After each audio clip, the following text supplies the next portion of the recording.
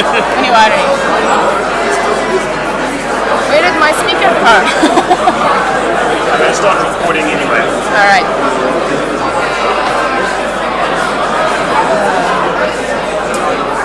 Can I hold it for in the beginning I'm just going to announce. Okay. And then I'll hand it over to the first speaker. Because we're doing like very quick introductions. Okay. Just should we be able to keep it sort of, I think we'll have to clip it one.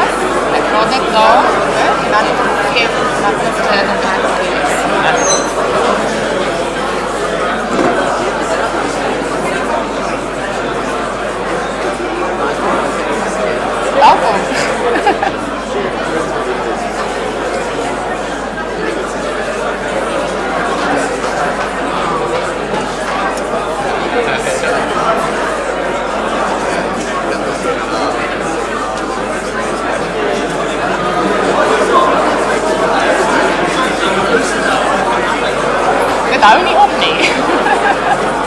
Krijg hem maar vir jou seat, hè? Asof jy so plakkie vir... sit nou daarin.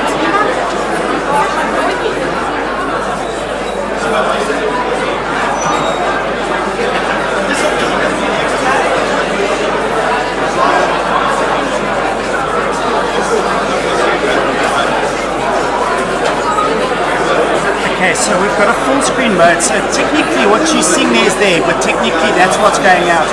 It's for those people who need to navigate to the tabs. So they looks like they're driving a chair, but the mouse must just be on that screen. We sorted, yeah. Okay, good. Is this the same? Yep, check. Sorted. Yeah. Good. They can just press escape and then cycle through the tabs with the mouse. Click on it, go.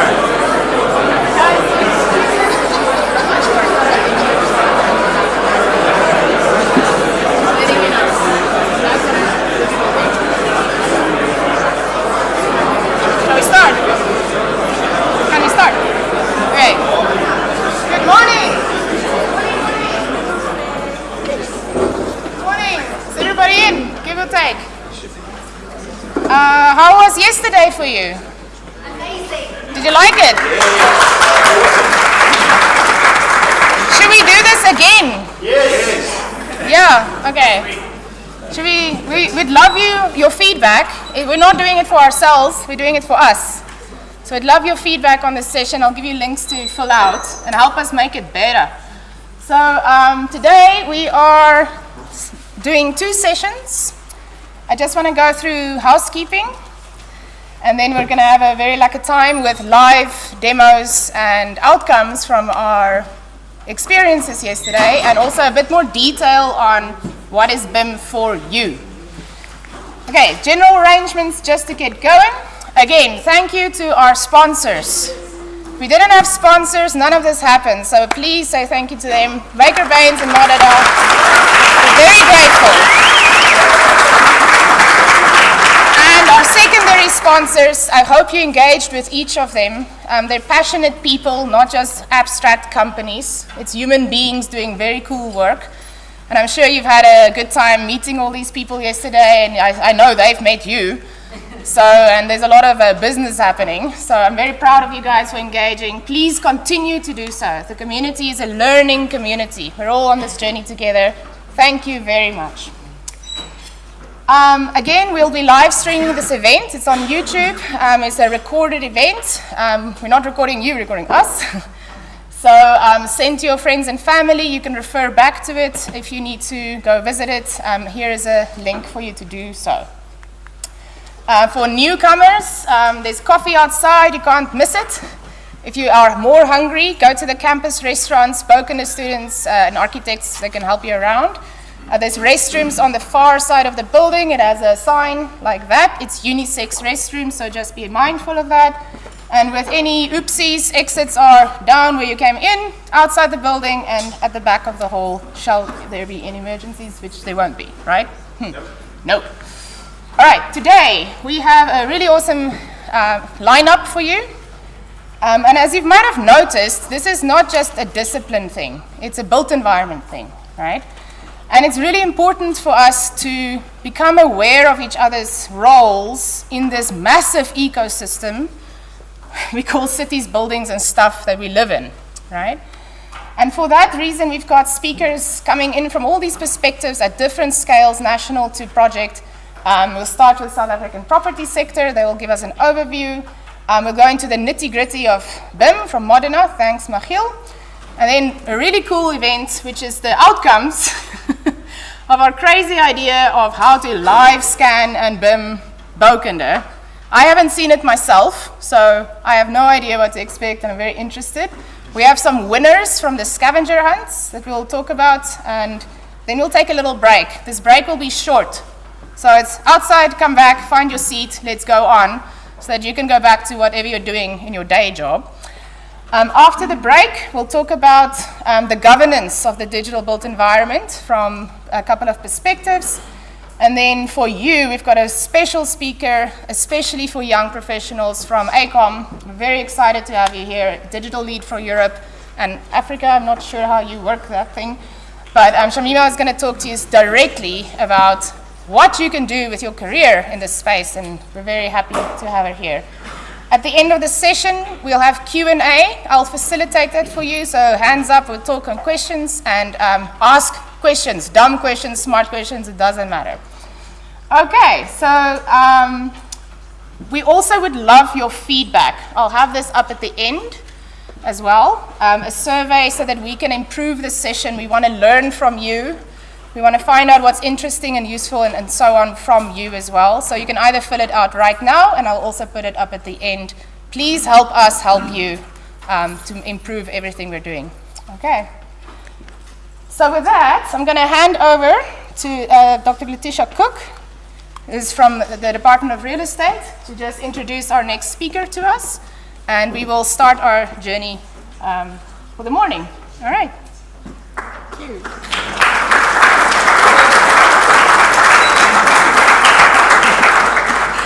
Hi everyone. So it's my pleasure to introduce to you today somebody from SAPOA's PropTech Committee. So SAPOA is the South African Property Owners Association. And in South Africa, collectively, all of you, your parents, and everyone who owns property owns 5.8 trillion rands worth of property, which is a fair whack of cash, right? If you look at it in world perspective, in the world, the property value is 281 trillion US dollars. That's more than all the gold ever mined on Earth. It's more than all the stocks and shares ever sold on stock exchanges across the world. Yes. So it's a big industry, and we're getting smarter. And thanks to awesome ninjas like Dr. Kalei Davey, all of us are getting smarter together. So, okay, I would like to introduce to you today Matt. And I met Matt not long ago. And now I've lost him. Hang on, sorry. Okay, so we met at the SAPOA PropTech Committee, and Matt is the founder and co-founder and owner of Redimension Capital, which is a business focused on real estate technology and sustainability investments in South Africa and globally. So Matt has over 14 years of experience in working across both South Africa and European markets, predominantly in investment banking, where he previously led the Standard Bank's global real estate advisory business. Welcome, Matt.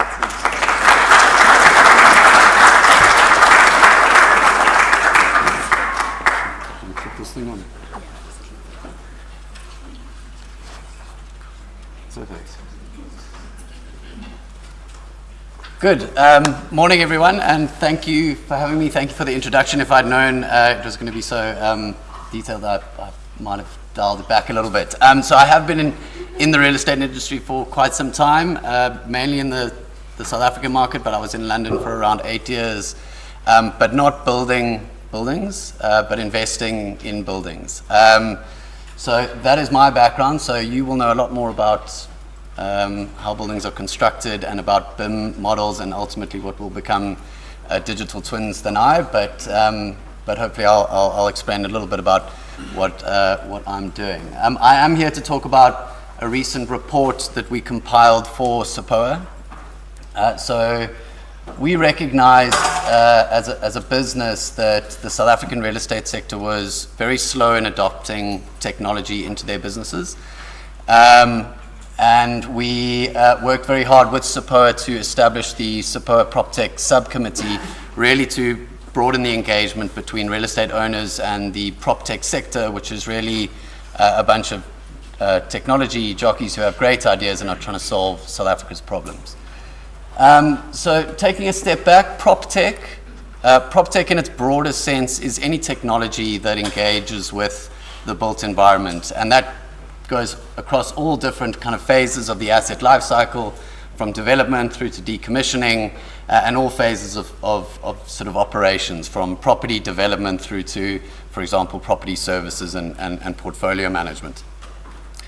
I mentioned, in South Africa, we are a long way behind the rest of the developed world in terms of developing technology solutions for our real estate industry. But having said that, we mirror the rest of the world in that, as Letitia said, real estate is our most valuable asset class, and it is also our biggest contributor to sustainability issues, to global greenhouse gases. Real estate globally contributes 39% of global CO2 emissions. That's embedded and operational carbon, embedded carbon being how much carbon is produced to produce a brick or to produce concrete, and then operational carbon, how much carbon is produced to sort of run a building, the electricity, the water, the waste management.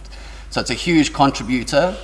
And a lot of the cities globally, there's a C40 cities initiative. South Africa has 4 municipalities that have signed up to that, and they've committed to net zero buildings, new buildings by 2030, and to retrofit existing buildings to be net zero by 2050. Now the reality is that is simply unachievable with the technology we have today, and we need a lot of innovation in order to deliver those outcomes. So PropTech, as its broadest sort of definition, is a huge potential opportunity to service this massive industry.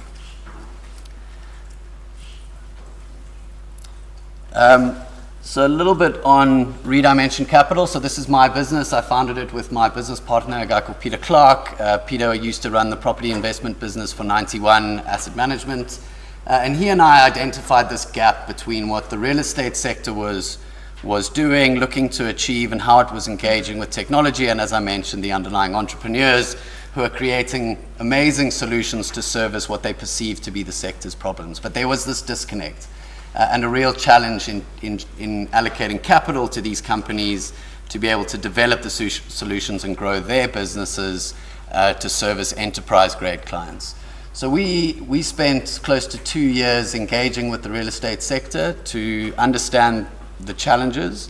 And then, as any good South African does, we went offshore, saw a great solution, and brought it back to South Africa. So what we've done is raise capital from the real estate sector. We are, in fact, today closing our first fund. We've raised capital from Growth Point, Investec Property Fund, Liberty Property, RMB, and others. And we are investing that into early stage, invariably early stage, technology companies that are servicing the built environment, effectively creating this ecosystem of investment, really to just drive new ideas and capital into the innovation space within the built environment. know why it's gone blue, but a little bit on the SAPOA PropTech subcommittee. So this was formed last year. There are a range of associations that operate within the built environment in South Africa. At the bottom here, there's the Africa PropTech Forum, SA PropTech, SA REITs, the Shopping Centre Council, etc., etc.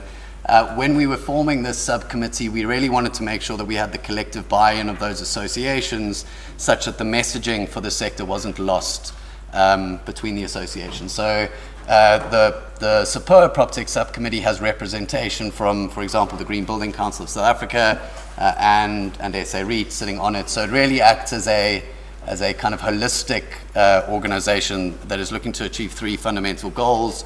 One is to obviously drive improved performance in the property sector through the use of technology. The other is to grow the property technology sector so as to service the built environment. And then obviously the third one, just to educate, inform, and create a platform where the real estate sector can learn about and engage with the PropTech industry. So with that in mind and bearing a thought for Pete and I mean, we had been in the market for 2 years engaging with PropTechs, engaging with REITs, engaging with the association. So we were well placed to pull together this report, which was published, I think, last month, if I'm not mistaken.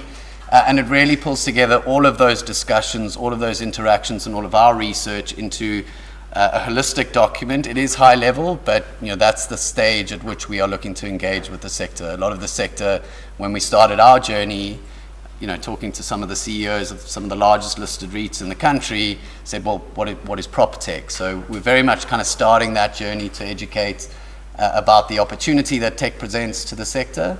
And it's the culmination really of all those discussions. It also includes, an overview of the global PropTech market, the South African PropTech market. There was a survey conducted late in 2022 by SAPOA, which engaged with over 50 real estate sector CEOs to understand their engagement with PropTech. Did they have a strategy? How were they perceiving technology disrupting the sector? So the results of that survey. We cover a little bit around the funding of the market, which I'll show you briefly, but it is certainly a high growth sector. Globally, it's the fastest growing sector of venture investment, but from a very low base. And in the report, we also cover a couple of executive interviews. A few executives were kind enough to give us their time. So we spent a lot of time mapping the market. This is by no means an exhaustive list of the companies that are trying to service and provide solutions to the built environment. And you can see, property is just such a massive asset class that the opportunities to service them are equally massive. You look at management software, the future of retail, how e-commerce is disrupting the current mall that exists, how landlords in the retail space are having to engage not only with their anchor tenants and hope they pull people across a mall, but are now having to engage directly with the end consumer, improve the user experience for them, and make sure that they can build a relationship to bring them back to the mall. Understanding how people are moving within that retail context is increasingly important. We talk about payments and processes. It was astonishing to me that rent, for example, rent is a third of people's disposable income. The rental market in South Africa is a 300 billion rand industry, and there is very little in the way of payment reconciliation tools. You have property managers that are trying to reconcile a payment where the reference is rent to an underlying tenant. So, real fairly simple problems, but that are massive problems for the sector, and you have people building their businesses to try and solve those problems. So we mapped out over 150 in the SA environment, either based here servicing this market or based offshore servicing this market. But there are plenty more. And in fact, we're coming across new companies, new names every day. So we're constantly mapping this space, but what we are looking to do as Redimension Capital is to find the companies that we think have the best chance of success, that are properly solving solutions for the real estate sector, and to back them. And then as SAPOA, as an association, looking to build this sector more broadly and with greater depth to service the market. I mentioned the survey. I won't spend a lot of time talking on this. The greater details are in the report. Suffice to say, what the sector showed is what I've explained, that the real estate market is certainly ripe for disruption, for technology. Everyone can see it and everyone expects it to come, but that no one is prepared for it. Certainly not in the South African market. We are seeing executive platforms hiring dedicated resource to manage their technology strategies, but only very recently in the last sort of 6 to 12 months. So the broader results are included in the report. I mentioned the state of funding, and this is a global snapshot, and what you can see is that PropTech went from being really the unloved child of innovation capital back in 2013 to being the fastest growing area of venture investment. A lot of this capital went into the US markets, but more recently into Australia, Asia, North Africa, and Europe. And really, we asked ourselves the question: what catalyzed the significant growth in investment? And really, what it came down to is that REITs and property companies were trying to innovate for themselves, but they didn't have the right skills, expertise, and internal kind of governance structures to be able to move quickly. And then similarly, there's inherent competition between real estate owners. So, I want to improve my experience of the building so that I compete with my neighbor's building and I can obviously get a tenant. So, this inherent conflict meant that even if I developed a great product, as for example, say a Growth Point, I couldn't sell that product to a Redefine because Redefine didn't want to invite the wolf in through the back door. And then the other thing about real estate is it's just such a huge market that no one actually has a dominant market share. It's a very fragmented industry. So if you think about healthcare in South Africa, you've got sort of the big four hospital groups. You think about banking, you've got the big four banks. They can innovate for themselves, distribute it across their business, the underlying technology, and that's enough market share for that business to have a sort of a healthy foot in the market. Real estate doesn't have that. So Growth Point, the biggest property company in South Africa, they can use a piece of tech, but they don't actually generate a good return on investment unless they can sell that technology to other parties. So what my partner and I saw globally was the establishment of these independent platforms. So the biggest in the US is a company called Fifth Wall. Fifth Wall has aggregated capital from some of the biggest landlords in the world, Prologis, Brookfields, et cetera, and a lot of the names are in this box here on the right-hand side. And they've aggregated capital from those real estate sector stakeholders and are channeling that into property technology, and more recently they've just raised a sustainability-focused fund, but again, sustainability in the built environment. They have $3.5 billion under management. So it's a huge and growing industry, but it needs more solutions, it needs more ideas, it needs business people to come together to kind of help those ideas grow and establish and take hold in the market. And that's what SAPOA is trying to assist with, and ourselves at Redimension. So there are associations, and we cover them briefly in the report just to introduce them. I suppose, SAPOA I've mentioned, Africa PropTech Forum we're represented on, SA PropTech and Africa PropTech Africa were the sort of the first associations, not really with representation from the real estate sector, more a sort of a collection of PropTechs coming together to collaborate. I suppose just points to flag on Africa PropTech Forum, they do host a startup competition that we sponsor. That is, I think entries are open for that startup competition. Typically it's businesses that have made some revenue, have some kind of product market fit, but not necessarily profitable. And then I suppose more importantly, Greenovate, which we are working with Growth Point on. Greenovate is really, it's a competition that encourages students with great ideas for the built environment to come forward, pitch those ideas and get funding. I mentioned the executive contributors, obviously just to say thank you to them, and we did try and kind of bring in a broad group of contributors. No one from sort of the development industry, but we've got Jackie from Attack, Estienne, who's the CEO of the South African business for Growth Point.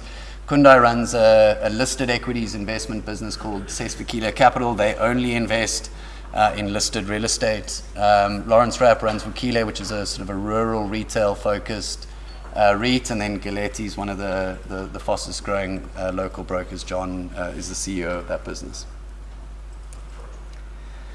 So that's the report. It is available on the SAPOA website. I'm going to be here for the rest of the day. I'm going to talk again later today. So if you have any questions, please approach me. I'm more than willing to talk about what we're doing and what SAPOA is doing. Thank you.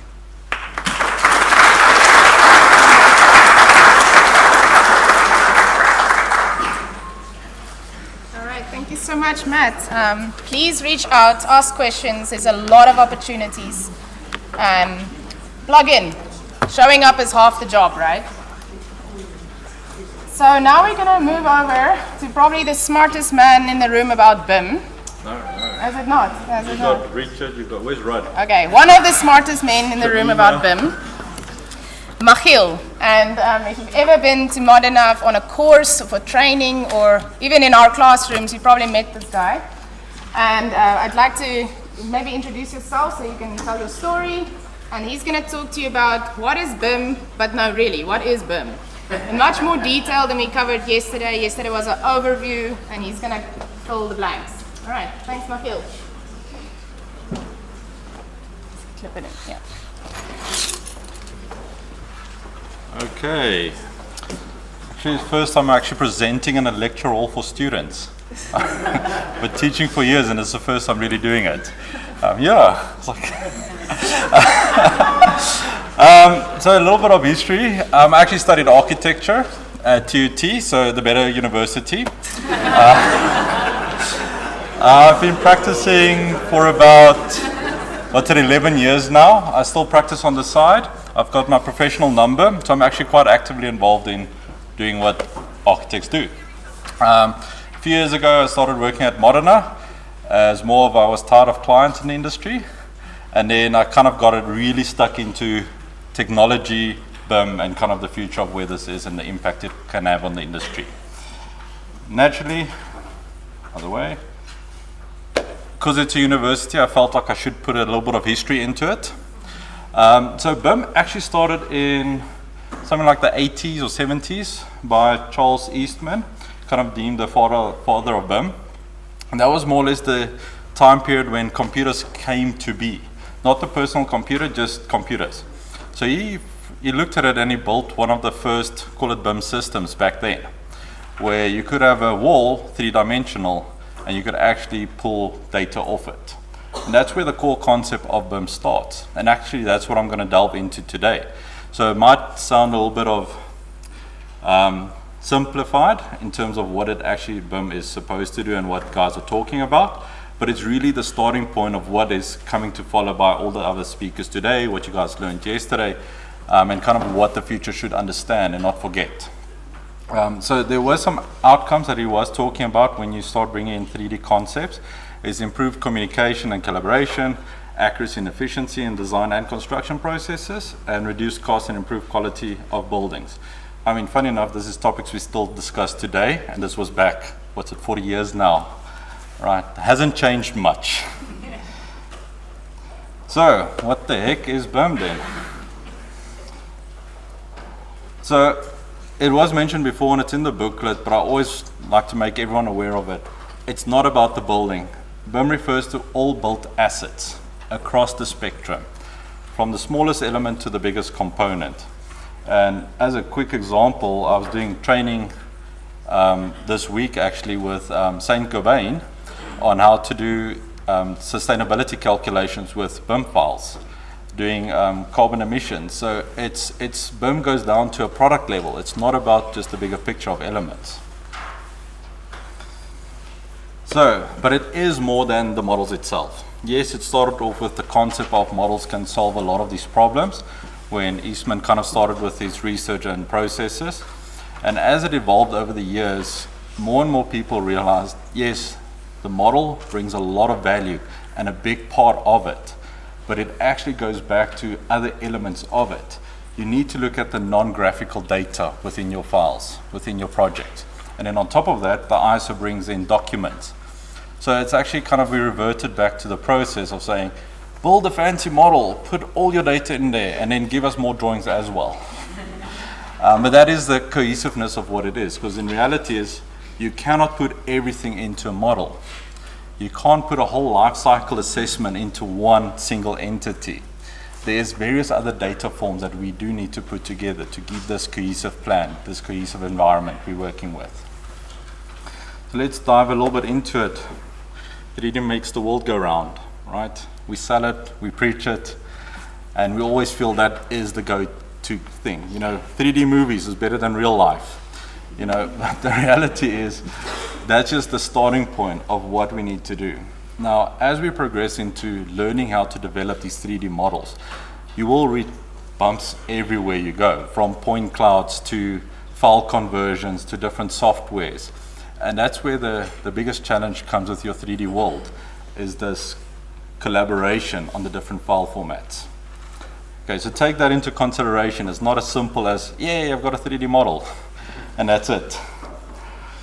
Then if we go look at non-graphical data, and honestly, this is the biggest discussion point when you talk about asset management, you talk about life cycle of design work and construction work. What is the metadata that you actually want in your building or in your file?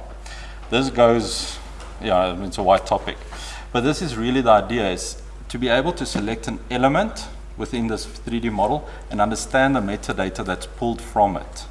To understand its height, its width, its volume, its electrical performance, its airflow performance, all these items add to what the model should give us, this information should give us. And if you start designing with the right information up front, it reduces all the other stages afterwards, or makes it simpler and refining it more and more. So as an example, if you look at sustainability again, if you're in your early design stages, you will be able to do a quick analysis of your building's performance on a sustainability level. Once you get detailed design, your building gets refined more with more accurate materials. Once you get to construction and you actually get the products that will be used for the building, it actually improves that sustainability analysis. So it's this continuous life cycle of how this metadata changes and informs the design at the end of the day. And then going back to drawings, okay. Now, this is for me a complementing the data set approach.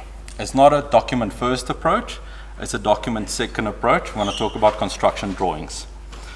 Okay, I think what makes the industry kind of the worst at this point in time is we spend so much time building this amazing 3D models, and then what do you take to the contractor? This big roll of drawings. So go build. It's like even worse than an IKEA instruction manual. But that is for me the biggest part is, and that's what we're trying to change, is to say your building, yes, is priority, metadata, yes, it's priority, but your document, your drawings, how to assemble this building, and a lot of other information that you can't necessarily portray in a model or metadata needs to be captured in some way, and it could be Excel spreadsheet, could be construction drawings, reports, whatever the case might be. That is the complementing set to fully complete this whole set of information. Hope it makes sense. Not too technical, eh? Now, this really forms the basis of kind of what everyone else is going to talk about. So when you start putting your graphical and non-graphical and even documents together, there are some other use cases that kind of gets enabled by this. And a lot of this we've done. I mean, I've done it when I studied 12 years ago. We talk about visualization, renderings. Who has not done a rendering in this classroom? See, no hands went up. Even the mechanical engineers are keeping their hands down. But that's the point, is like some of these elements we kind of take for granted and think we've not been BIMing, but in reality that's part of the process. It's benefits of doing this process. Even AR and VR as being newer technologies, being able to engage with these models in more live environments makes it really cool.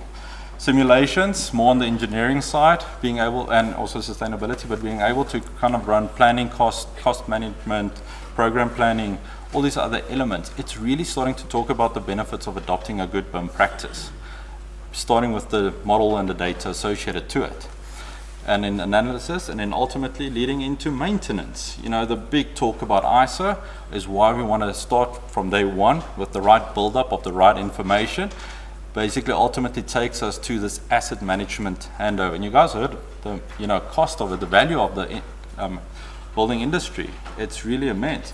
Now that's the biggest loss of finances for a lot of building owners. It's not in the 2 years of building this building, it's in the 25 to 50 to 100 years of managing that building. And that's where whatever we do today is actually helping in the future to reduce that information or that kind of cost and things like that. Now, as this kind of close off, there is more to come. I'm not going to talk more about it now, but whatever I've done spoke to now about was really to set the base of what you guys did yesterday to kind of what the guys will talk about later on today. So I hope you guys enjoy this. Thank you for your time.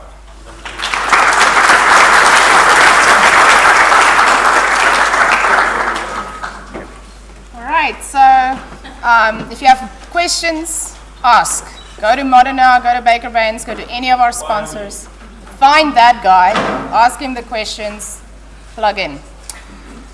Now we're going to something I'm very curious about myself, which is the outcomes of the live scanned BIM. I don't even know what that means, but Richard does, and Louis does, and Jason does, right? And Esri does.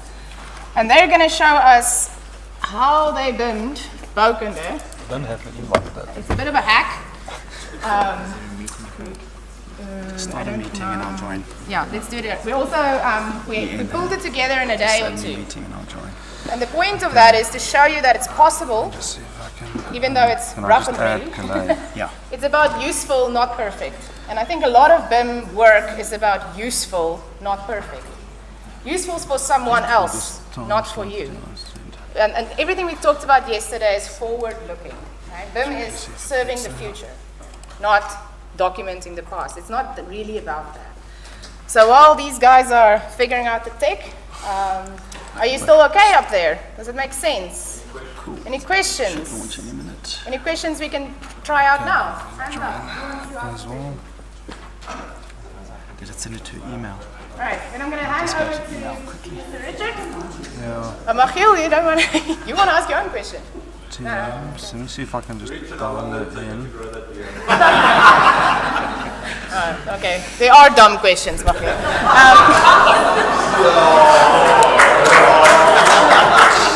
Jokes. Expert.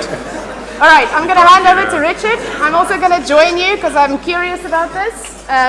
You guys will sort out your mess and then we will go on. He'll talk so long. All right. So, how many of you made it down to the basement yesterday to have a look at what we were talking about? Good. Less than half of you. Okay, you in. So for those of you who didn't make it down to the basement, this is your lucky moment because we're going to be going into a little bit of detail around what we captured around the Bokende building. I'm going to allow you. So the next 15, 20 minutes, we're going to go through two displays. Now, remember yesterday we had a look at the whole workflow from stage 0 all the way through, remember? And we said right at the beginning of a project, it's essential to get a set of base data, otherwise you can't work correctly. So just to recap on a couple of highlights. Number one, you need to get relevant information that's going to actually be input into your design and planning process. Without context, you're shooting blind. But context can't be drifting in mid-air. It needs to be anchored down into a proper coordinate system. So the surveying partners explained about absolute accuracy in finding things in the 3D world that we work in. Then we said, because we work in an existing environment of built assets, we need to capture that, and to do that graphically makes a lot of sense. So we're going to show you, and Lou's going to take you through what that looks like and how we went about it. Then later in the sequence, we talked about operations and the fact that computer systems and management systems enable us to have a much more rich experience of what is going on. And from Matthew's conversation as well, data pulls into that environment. So the second half of this slot is going to be looking at an example of what that information looks like. Also down in the basement. So those of you who didn't make it down to the basement, we'll fill that gap. So I'm going to hand over to Louis and take it from there. Just add all the manual tech here. Cool, how's it? So I'm Louis de Klerk, I'm the reality capture lead for Zutari. I've also got a very short-lived background in QS and then went over to civil and was a putt marker for a while. So and then somehow got from construction because I firmly believed I don't belong in a design seat. So somehow got into the tech. So yeah, I'm not all about the math. I'm more about the tech and the visual stuff. So sorry, Michiel.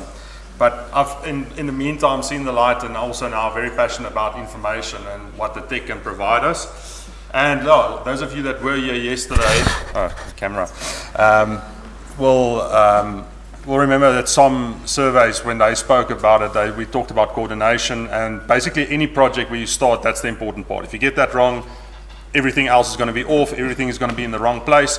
So you really want to start with that, and for Bouwkunde, that's what we did. So keeping up with the story, we said, let's digitize Bouwkunde, let's take it through the process. But we obviously, it's an existing building, one of the 100 billion buildings, so we want to not build a new one, and we want to use this one. So first thing we did is set up control, and set it out all across the property so that we've got accurate information, and that we can base all of our other information off this. So that control was established, and that's what you would normally find the moment you go to, sorry if there's a bit of a delay, we're running from here over Teams, it's the whole thing. That's what you'll normally find when you start on Google Earth or OpenStreetMap or whatever, one of these platforms. You'll get some information and you might have a bit of context of where the building is, but you might not have accurate information. So we added to that, firstly, just some drone imagery, just to get a bit of a more recent feel of what is there, and you'll see there solar panels were added. So if we're adding 2 more stories, all of a sudden we've got to consider that. We've got to strip that down first. We've got load shedding, we've got all of these things. How will that impact while we're actually busy with this building? And then we can start to look at it in a 3D environment as well. What does it look like? Hopefully everything refreshes at some point here. What does it look like? What does the facade look like? So we get that context of what's happening here, and we actually start to understand what is sitting at different levels. So this we do with using drones. We explained that yesterday, photogrammetry. So taking a few hundred photos of a building like this in a structured way gives us the results we need. That information gets coordinated with the control that was set out so that we can again get this thing accurate in the right place. The next step that we go through is using the laser scanners. So we scan the Bouwkunde the building. We quickly push 2 scanners into the building, and with the handheld LiDAR scanners, the SLAM scanners, we were able to scan this entire facility in an hour and a half. Again, using control marks that were set out on the outside, we coordinated all of that scan data and registered it together. So this one might take a bit more time to load. So there, anybody that hasn't seen a point cloud is millions of points, and especially when zoomed out, it looks very, very rough. But if we get a bit closer, we start to see, and hopefully with internet connections, it will crisp up a bit just now, and you'll start to see more information about what's there. And we get that the inside and outside. We also scan the outside here, so I just want to quickly, this is a live demo, so you'll see how things work or don't work. Unfortunately, the one thing that is quite interesting that we've made happen here is that everything that you're seeing now is running on Esri's platform. It's live, it's in the cloud, as we like to call it. So it's no special software, making it available to our clients, to whoever needs to work with this information or view the information accessible. They don't need a supercomputer to do it, they just need a stable internet connection. And then from there we can start to look, and it will refresh now, so I'm going to leave it here, but we can start to look into the hall where we're sitting now, and we can see the chairs, we can see the roof, we can see the screens, we can see all of that information, and capturing that information accurately is the big win here. There's scanners that deliver better point clouds than this, but they take longer to scan. So there's better scanners than this, but then you've got to look at why are you scanning? Do you need accuracy? Do you want the speed, the convenience? There's certain areas where we've been recently working where we're scanning hospitals, and going into a ward, you don't want to spend 10, 15, 20 minutes in a ward with a scanner that you've got to try and move around all the curtains and things. So having mobile devices that can quickly capture something, or that it's not complex to use, is the big win for us. So yeah, there you can see what that looks like in terms of the scanning, and we can slice and dice through this thing as much as we want. And then at some point after you've now scanned this, and I'm going to take a bit of the rest of the process, but what we've done here, you'll eventually get to a point where you'll actually have a model, which you can then put on your original Google Earth layout, and you can see that it sits in the right place if it's coordinated. And you say, okay, that looks great. That plan is going to work. And with this model, yesterday, I can't remember now, somebody talked about the construction side of it. So all of a sudden you go into the construction side and you can actually start to overlay information like the drone cloud, and you can see the drone mesh, and you can see, okay, yes, things are in the right place when we're constructing. We can start to bring in the scans if there's scans during the progress of constructing this building. So looking at these things, seeing that things are in the right place, tracking that construction progress is quite valuable as well. The important thing, and something that Michiel mentioned as well, is that these components and these models actually have properties. They've got detail. So not just a line or a block, but there's actual information linked to it. And that's where the important part comes in. If that stuff is wrong, then when you interact, when you share this model with the next person where they need to work with it, it's not going to work. So making sure that all of the information is correct in these models, it's available to the people that want to view it. If the client wants to view it, if he wants to see information about the light fittings we're going to install or whatever we're going to do, the information is there.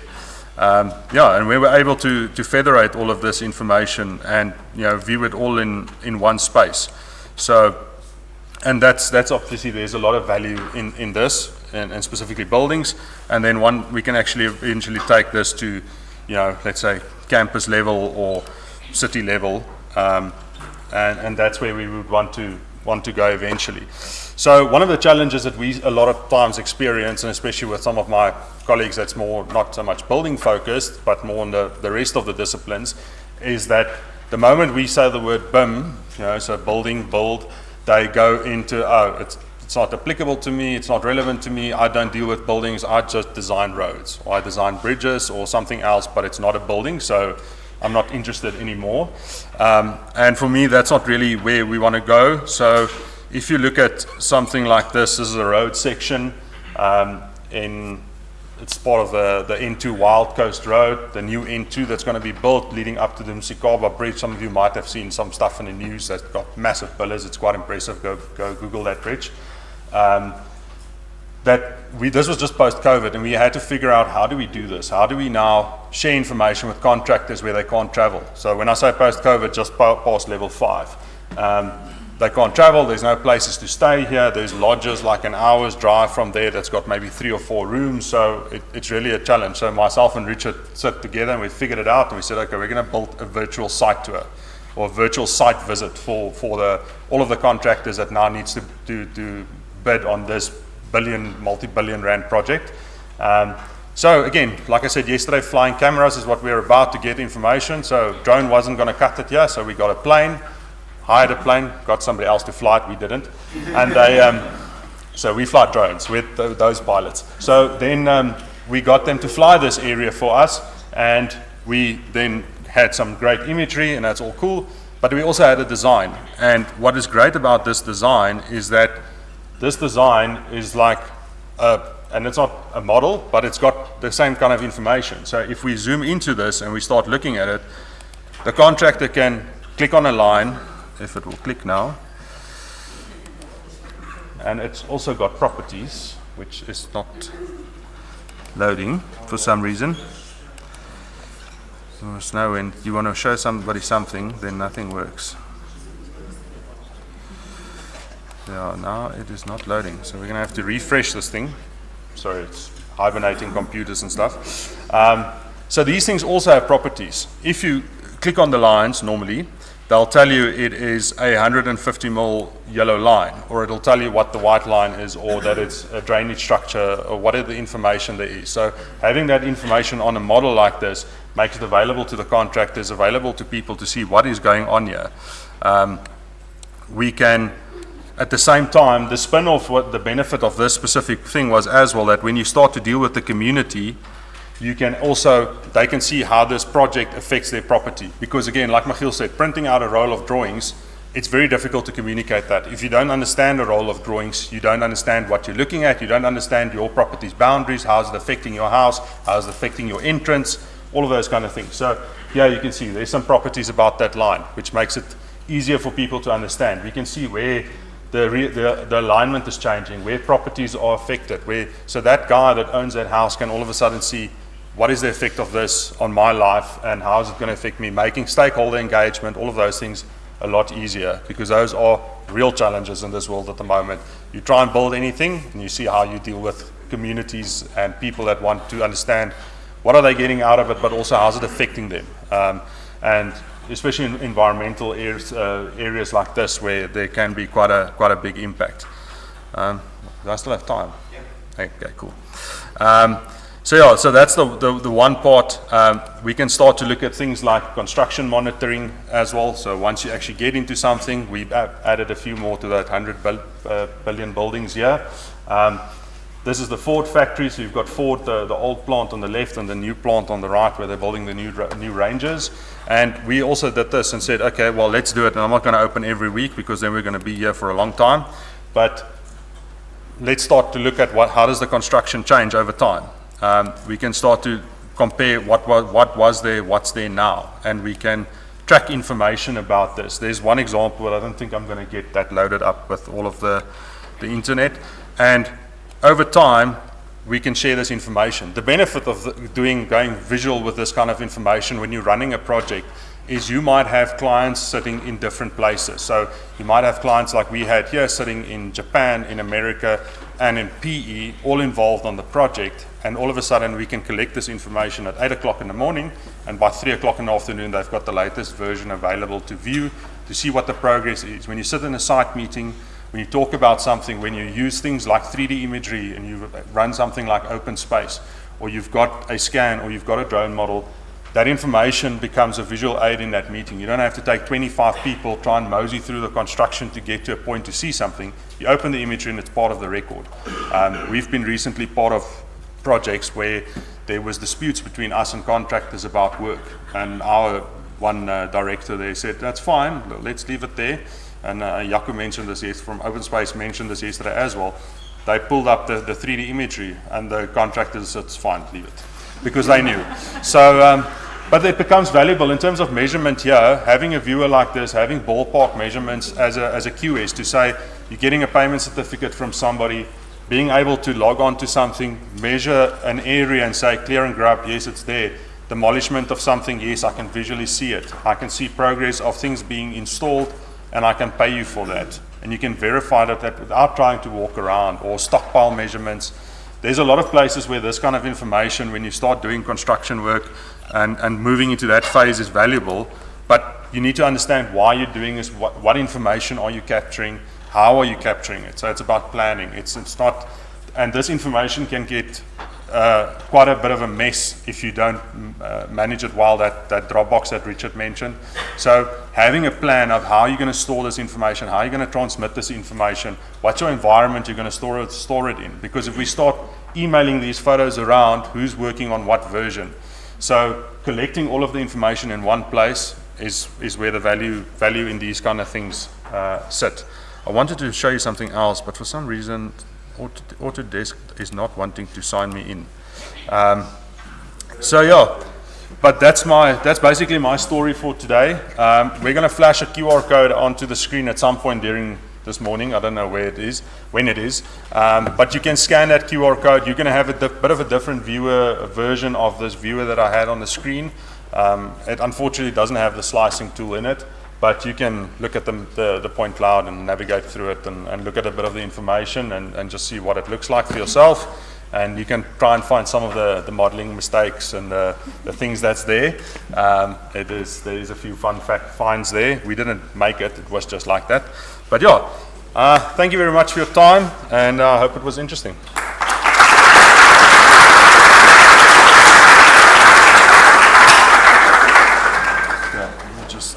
Disconnect here. The key takeaway that we wanted to give over there is how we can capture and visualize what is. And what we're going to have a look at now is, once we know what it is, once something's being built, once it's in operations, what are the systems and tools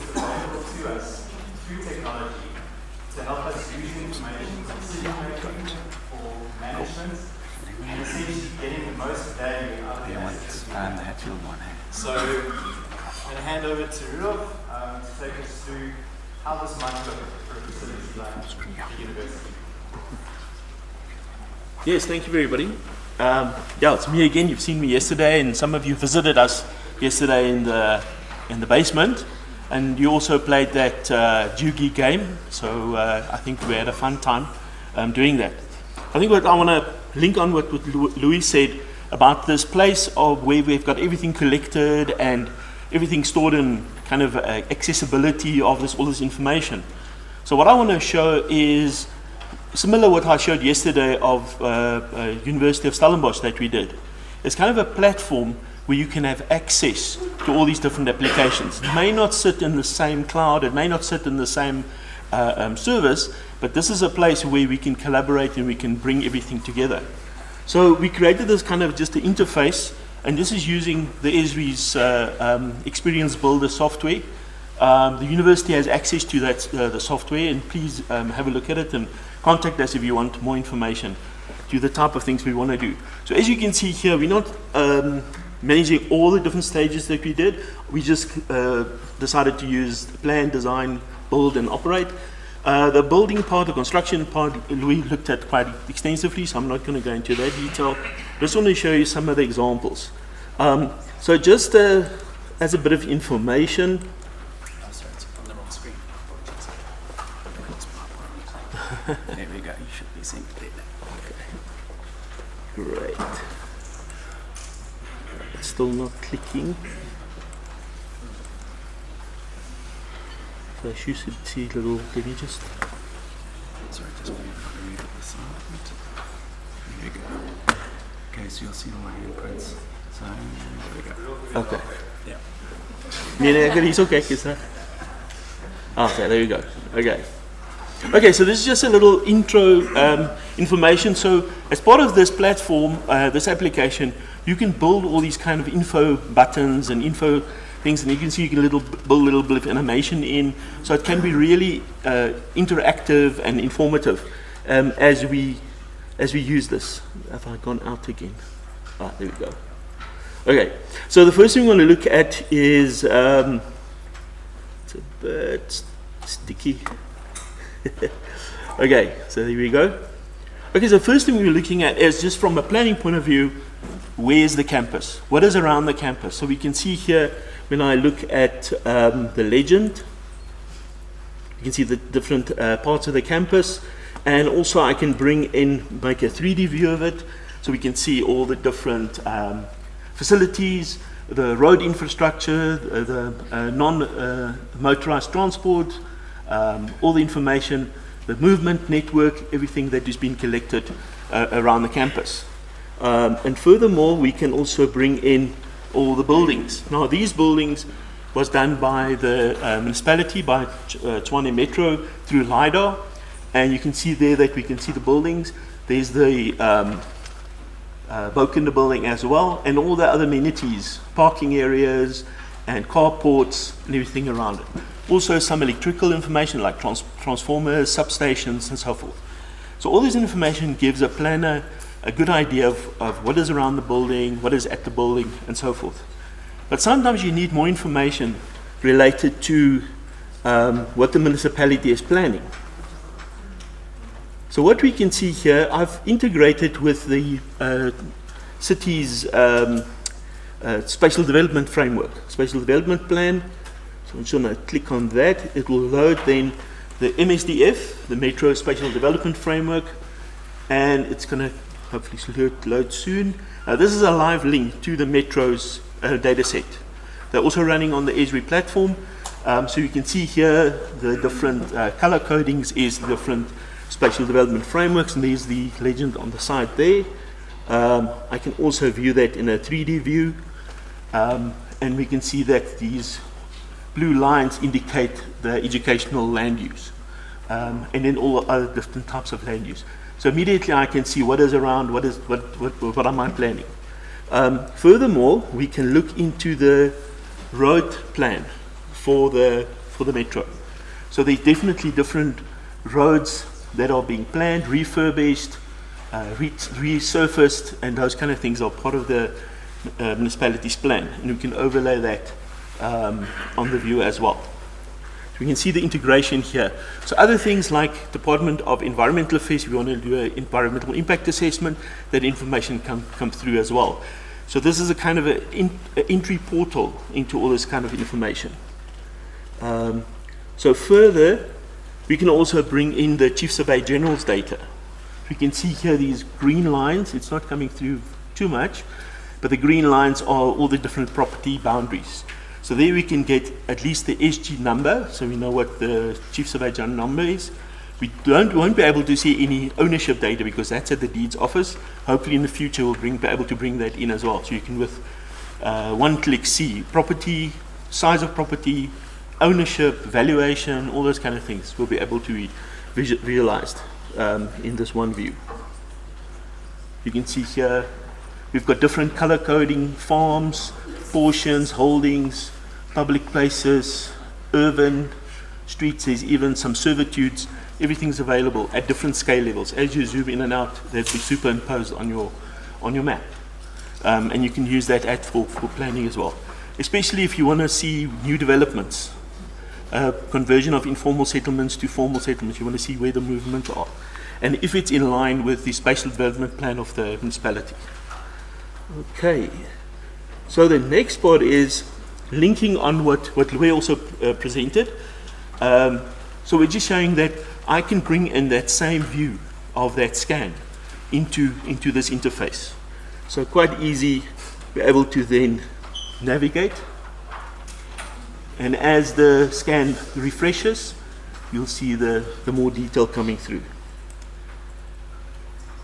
And I can click to different views. I can interrogate the data. I'm not going to do that at all. Louis showed much more than I was going to show. But I just wanted to show the integration, that we can show everything. It's the same data. So if he updates that model, I will see the changes here. And I can also bring in all the other information that I showed in the previous slide, overlay everything on top of it.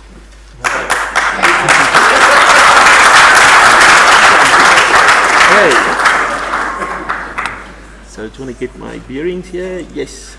Okay, so looking at design, this is where we not going to go in detail about BIM again. I'm just going to show you again how you can bring in your BIM model. So here again we see the different information. I can then go a bit closer to the book in the building. Come on, getting there. There we go. And then I can switch over to my BIM model. And again, this is all within the same environment. And now when I go over to the construction phase, I can show the different construction phases and see what the progress is of the project, and be able to then report on everything as everything goes along. Okay, so that is part of the BIM integration visualization as well. So I'll go back. I'm not going to go into the construction bit. I think you guys are all up to speed with the construction. Is basically just be able to visualize the changes over time, the stages, and Louis also addressed that. So the last part is looking at operations. Just getting stuck a bit. Just trying to get the mouse moving. There we go. Okay, so one of the first things we want to do is to be able to maintain our assets, maintain the building and everything we spoke about. And we now show here a dashboard where we can go and assign work to either scheduled maintenance or unscheduled maintenance. And we can assign different work orders through your facilities management system, your asset management system, be integrated to this. We'll be able to see where my field workers are, how many assignments they have, and we're able to assign them to the specific thing that they have to fix. There's a cable being vandalized there, we want to go and fix it. So we assign the technician, he will go there, he will use a mobile application. Just going to go there. A mobile application called Workforce to be assigned. He goes directly to the location, he gets even a route capability to route, even on the campus. You'll be able to route the technician on the campus. And then as soon as he arrives at that broken transformer or a Wi-Fi router, you will then fill in a form which says, This is what I've seen here. This is what I corrected. What is the, then also do a quick asset condition assessment. What is the status? Give a bit of an assessment, take some pictures, and sign off. You can also have a supervisor sign off as well. And as soon as that is finished, then we have a maintenance view of how many things have we fixed over time, where are the problem areas. You can also see hotspots of deteriorating infrastructure, and things are starting to break. And you can also do cost assessments and see how much money we need to spend to fix things. So just things that the students that yesterday participated in the scavenger hunt, this is what they saw on the ground. So there's a transformer, if you want to go there, and also there's I think there's a fire hydrant. Okay, so going to see, there's the fire hydrant. Okay, and then they collected information, played around with the applications, the field map applications. So this is kind of a way in which operations can be managed, field workers' operations, and we can monitor things in the field. This interface also allows us to be expanded. This is just a framework that can be added, information can be added, and at the bottom I've just created some placeholders. So some of the placeholders is work that Khaled has already done, and I just want to open that. You can see the quick access to these dashboards. You can also create other menu interfaces in this to access more information. So as I zoom in, you'll see the chart updates. So we can see the age of the buildings as it changes, as I go closer to a specific building. Then other, on the wrong one again, sorry. There we go. And there's another dashboard that can show us some information. So it's a nice way of bringing everything together. And you can have public-facing parts to this interface, and you can have private and collaboration between vendors and between people. So with that in mind, I just want to maybe say thank you for this opportunity. I think it was a great idea.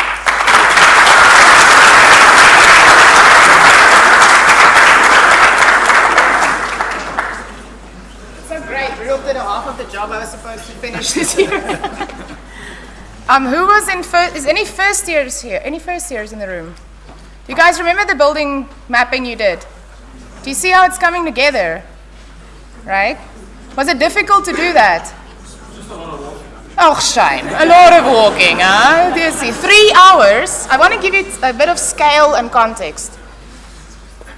Let's start with last year. Who was in honors last year with me in the drone flying situation with Richard? Who was there with me on the roof? Nobody in this room.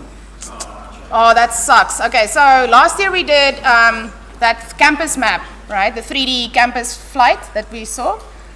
It took us 2 hours. We were done, all in, 3 hours, because we had coffee too. We were done in 3 hours with the entire campus photogrammetry. And then overnight, these two guys processed it, and by Friday we were done. For the building assessment, what is building, what is the building stock that the first years did, it took them 3 hours. And they were done with 20 square kilometers. For honors, waste systems in urban strategy, 2 days, we were done with all the waste systems mapping with 15 students in 25 square kilometers. Are you guys seeing how it works to work together? And how quickly you can do it if you figure out intention, how quickly you can do it if you figure out workflow, when information is good enough to make decisions come about. That's what we need to do, right? And down the line, we get technical and perfect. And I thought it's important. The other thing that's super important is none of this is copied and pasted. Not a single thing you saw is a copy and paste. It's a link to a source. We don't copy. If you're copying and pasting, you're doing something wrong. You see where we're going with this 4IR stuff. If you're copying and pasting, you're doing something wrong. If you're not integrating, you're doing something wrong. Stop doing the wrong things. Okay, and work together. So with that, I think we're at break time. Richard, would you like to say anything in closing? Are you cool? All right, so let's take a break. It's very hot in here, don't know why. But can we meet at, hold on. Can we meet at 10:30, because then we're back on schedule. And then we're gonna cover new topics. Please be here. And then after the state of the built environment, we'll go into your career. All right, 10:30 sharp.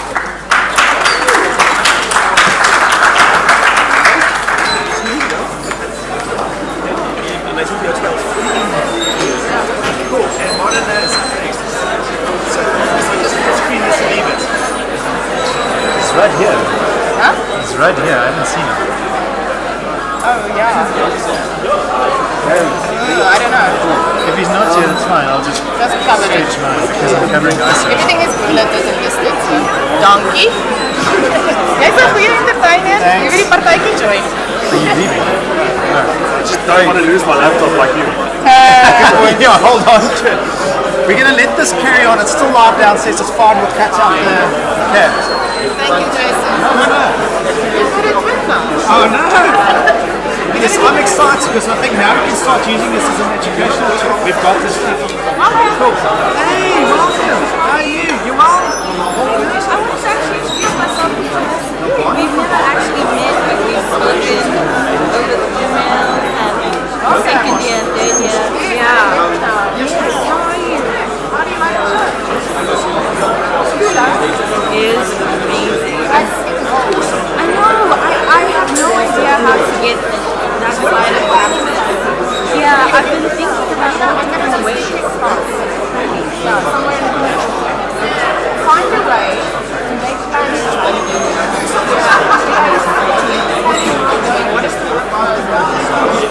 I mean, one thing I was noting down because I've been just typing all sorts of notes is that Townsend is very down on accurate data, just around anything.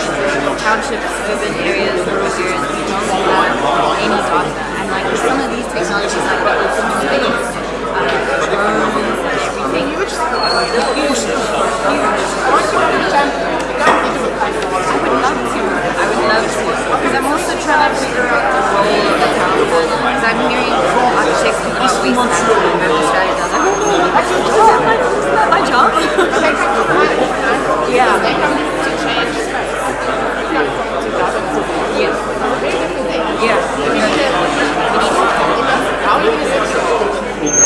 But many of the town planners in my country, I just did it. I reached out.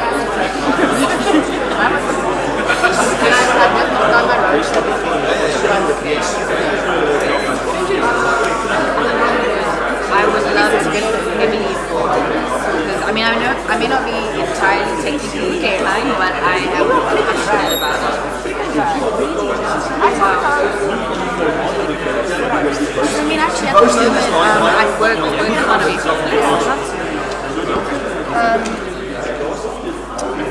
I do it.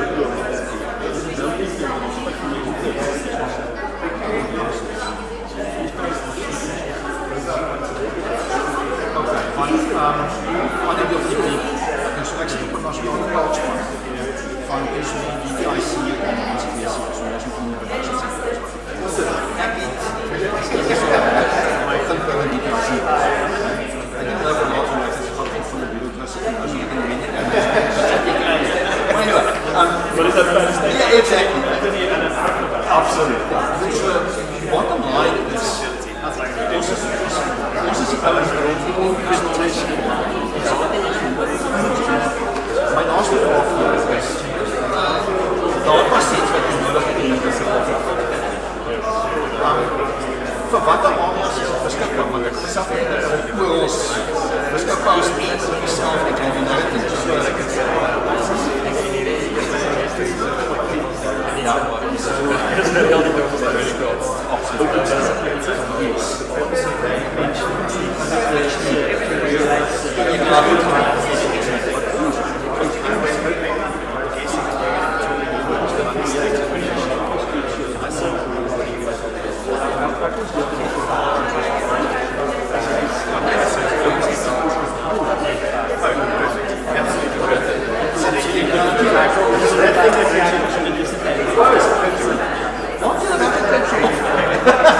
sorry, just see that in front of you. Brilliant.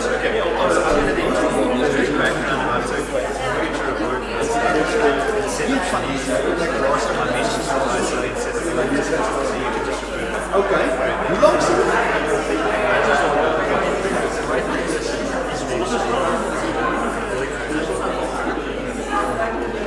Dus een paar keer, ja.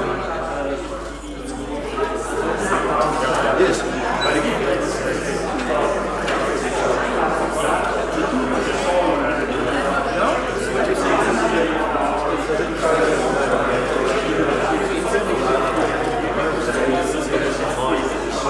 Ja, ik denk het yes.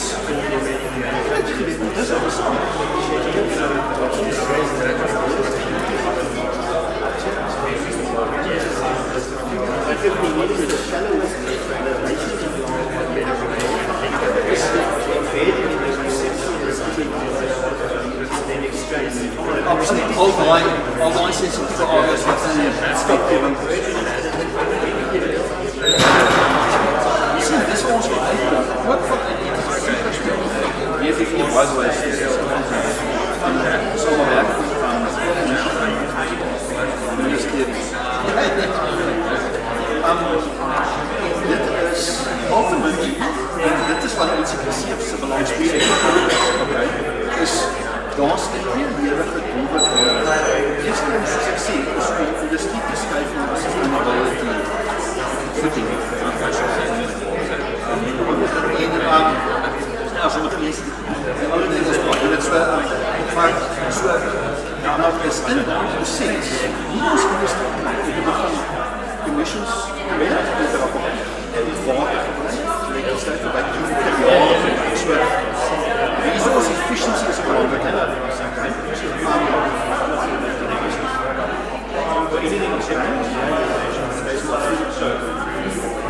Yes.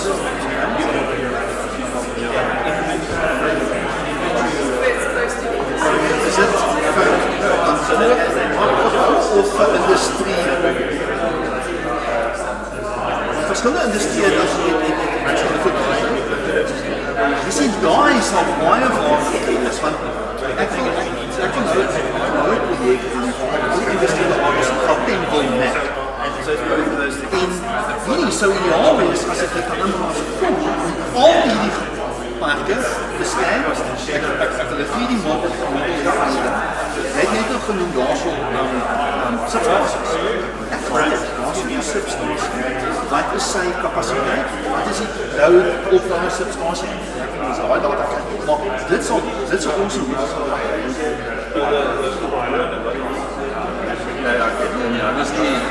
Ja,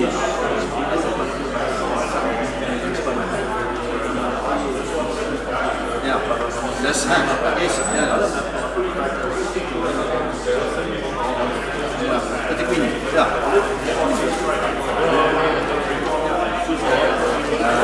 Ek is 'n bietjie dis ja, dis presies dit. Yes.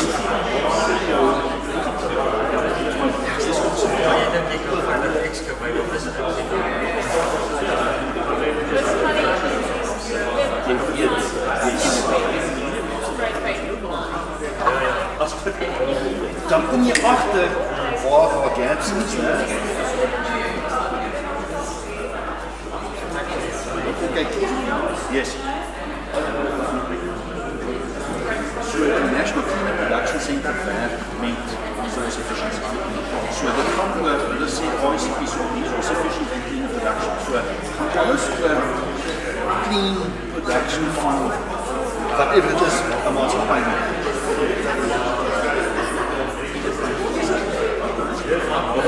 Is het bij German Mansa? Is het interessant is om te weten wie de persoon is? Maar daar is heel competitie om daar te gaan. Yes. No. Ook gebouwd wie die oude gebouwd heeft.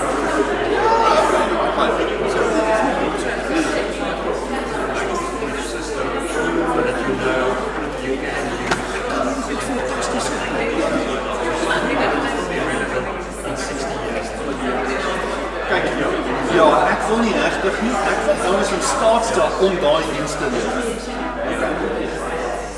Het is incredible.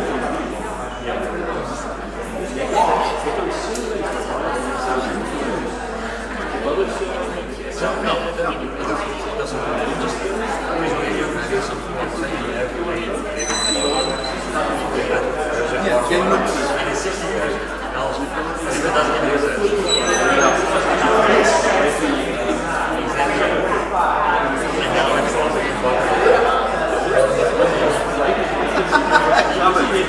Dus, je ziet dus alles wat verder dan als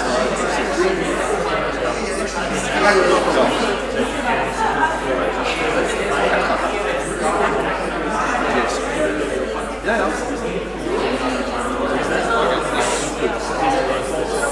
12 oktober is bij de binnenconferenties in so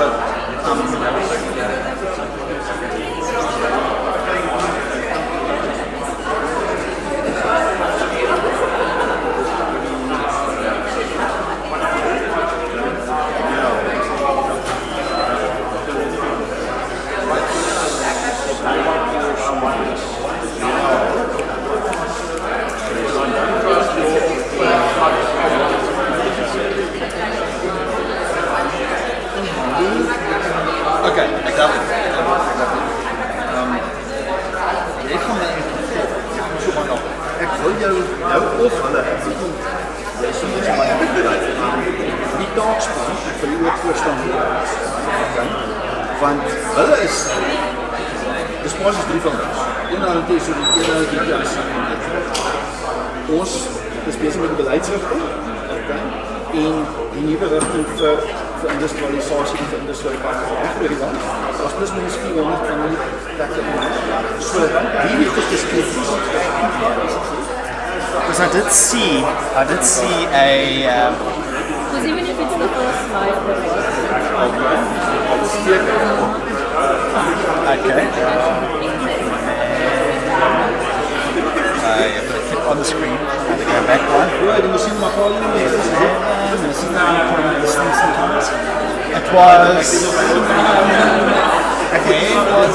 I was in for my there it is.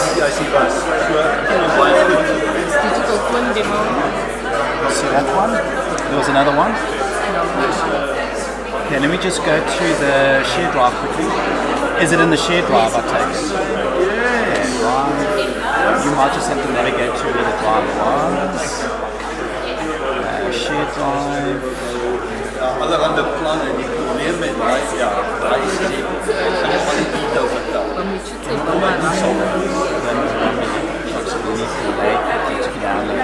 Then let me just say share with me maybe because that could be different. Who set this up? I think it was Angela. Angela. So maybe. Oh, Oh, here we go.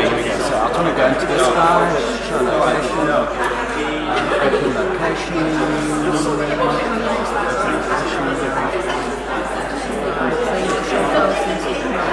Interesting. Let's try this one. I think this is the same location. Dis enigste manier ons het element. Sê kleintjie. Jy moet dus sien hoe dis spasies en dis nie daar op die so daai jy dit Let me just see where this is. Yeah, I'm not looking for that. I probably can, I'll figure it out. Yeah, no, it should just, I think this is the one here. Let me just see where this is. Open show location. Here we go. That's better.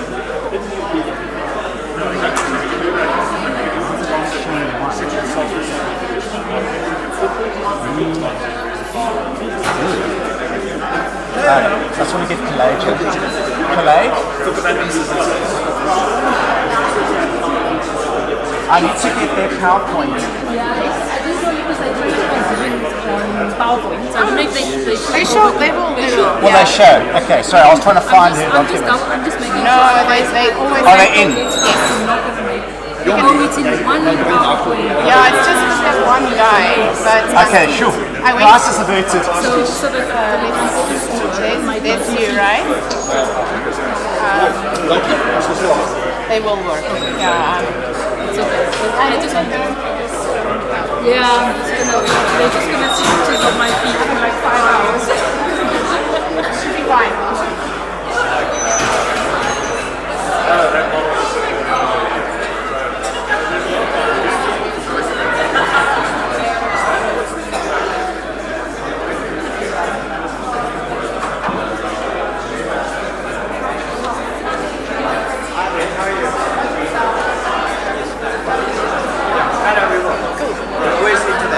And otherwise, I watched the video from yesterday Do you like it? downstairs. Yeah, I think you've got a nice asset there for use long term. Yeah. Yeah, I also think all of us do. Yeah.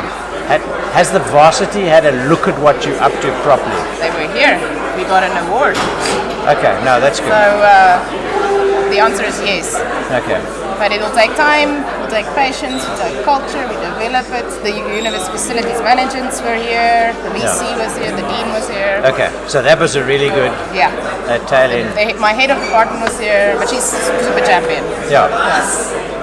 No, we're cool. And all the main teachers are here. Okay. And the maintenance guys all as well? Okay.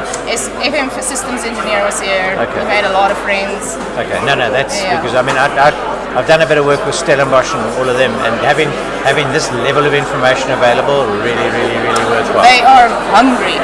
Yeah. Okay. And there they are. Let me introduce you. Okay.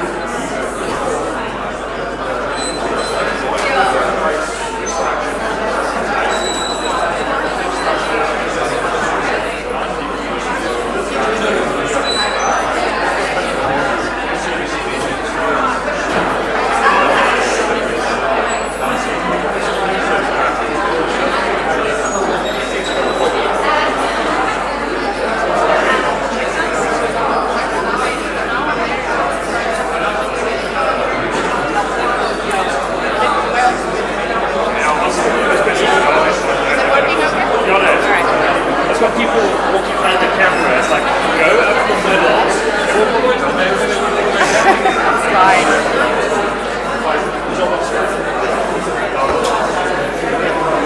Donna.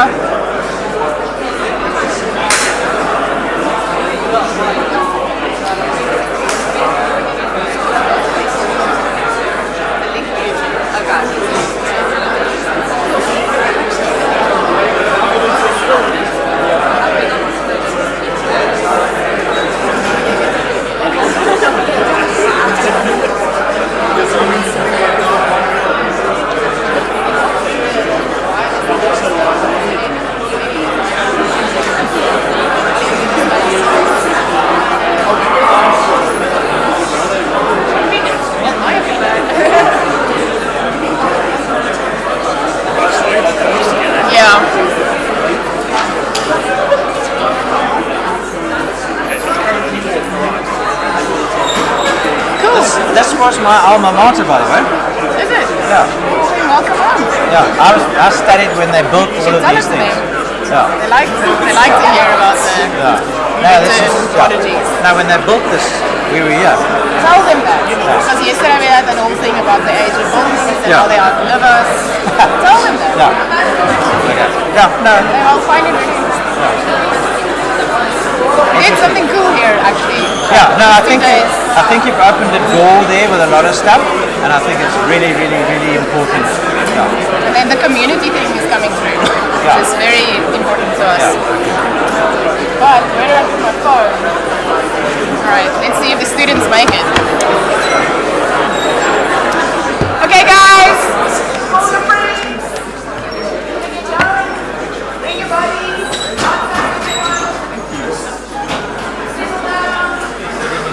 Yeah, and we're all getting our faces.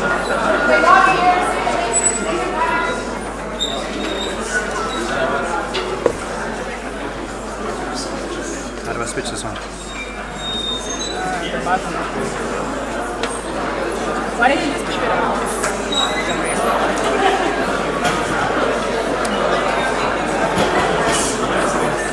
For always.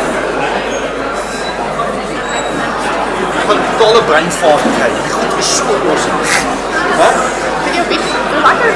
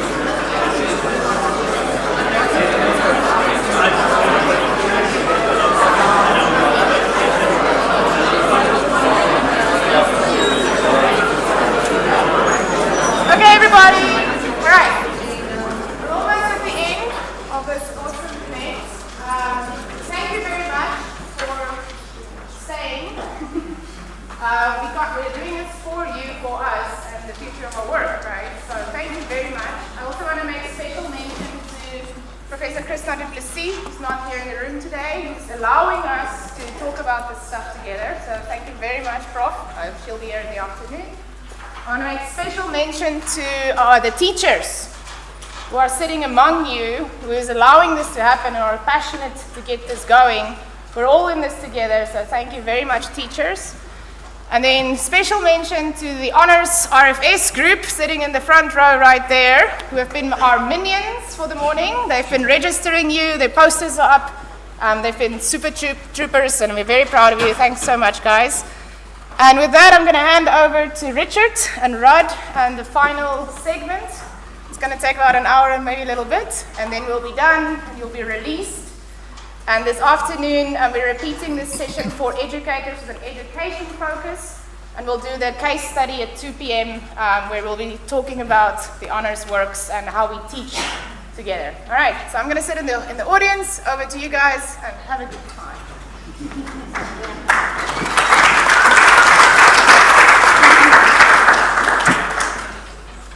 So the world is a different place to what it was, and we're going to spend a few minutes now talking about what does that mean for you guys. Hands up, who used an iPad at school?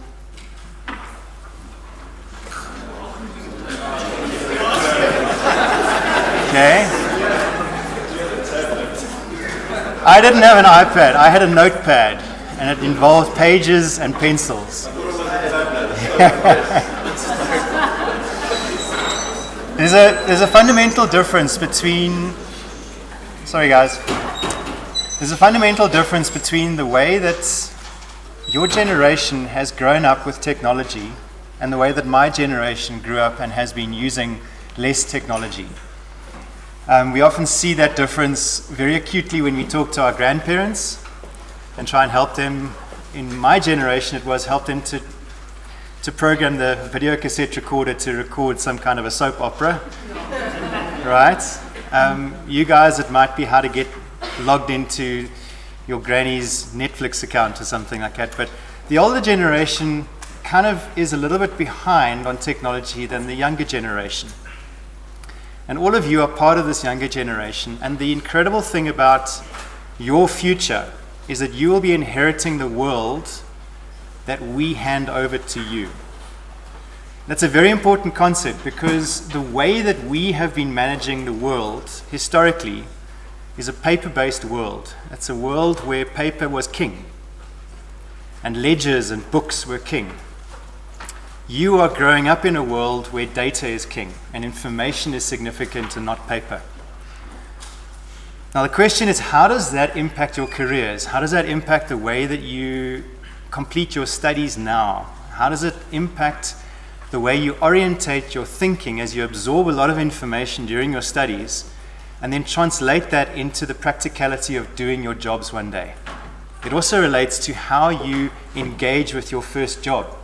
The questions that you're going to be asking, the way that you're going to be challenging your new employer and asking them difficult questions which maybe they can't answer.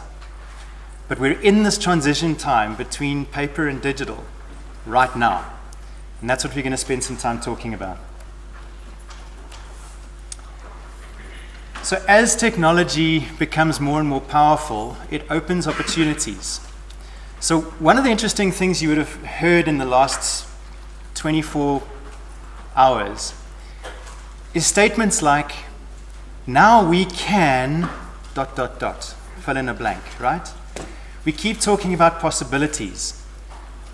This platform can show you this, or this technology can do the following. And those possibilities, when they're presented to us, give us a choice of, do we do that or not?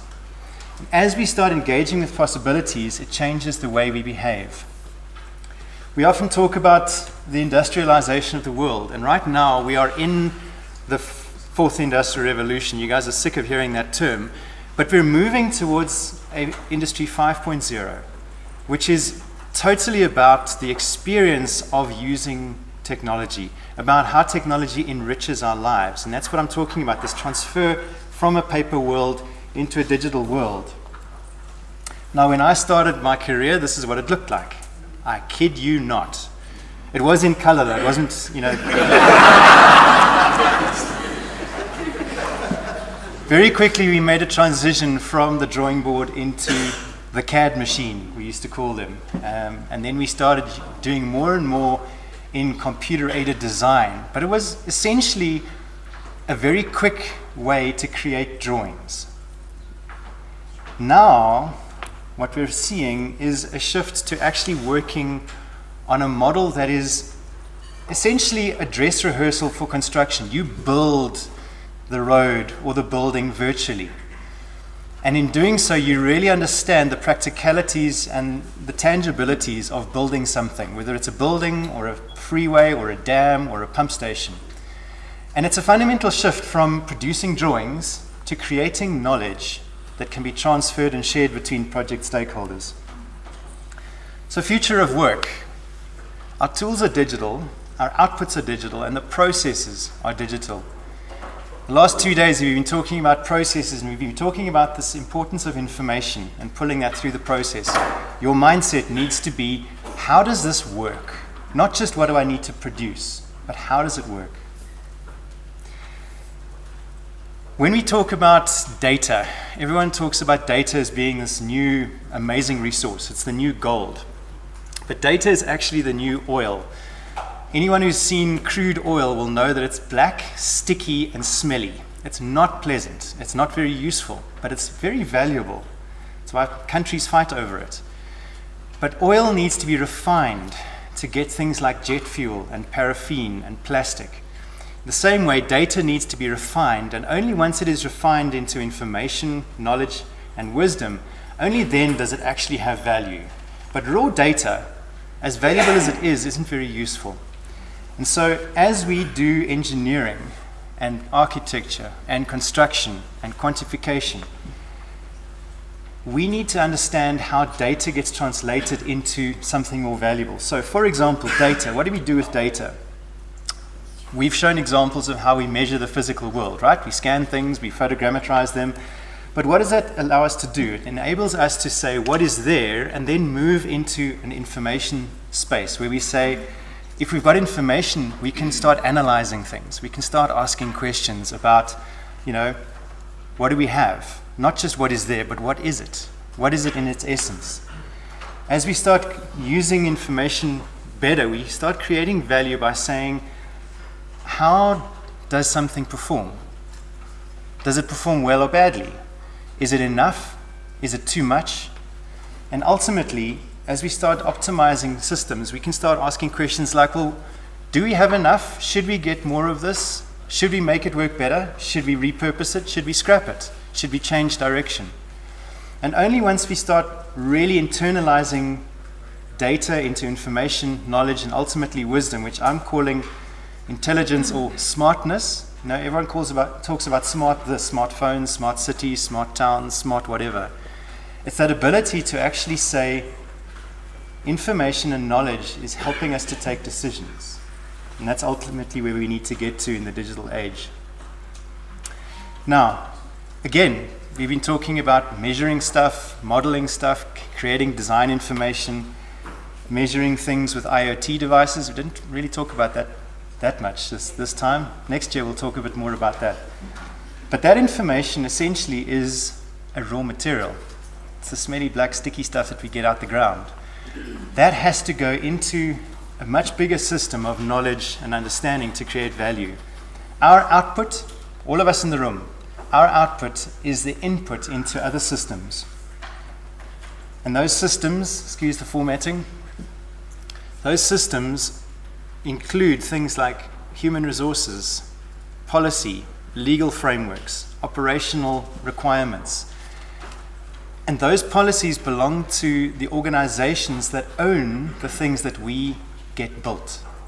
And ultimately, their objective is to run a good business. So Matthew's presentation earlier was all around how this 100 billion buildings, how all the property in the world needs to be managed well. Well, you don't build a building just for the sake of it. You build it for a purpose, you build it to get value.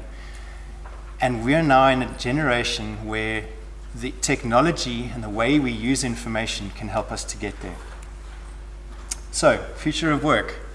Start realizing that you're not just building stuff, you're creating potential value. Let's look at a smart city.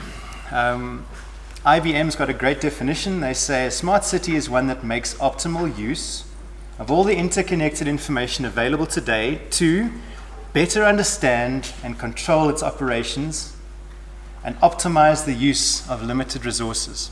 All right? So, oftentimes smart cities then, if you go onto websites of cities that call themselves smart, it's about governance, visibility, transparency, service delivery, performance, mobility, etc.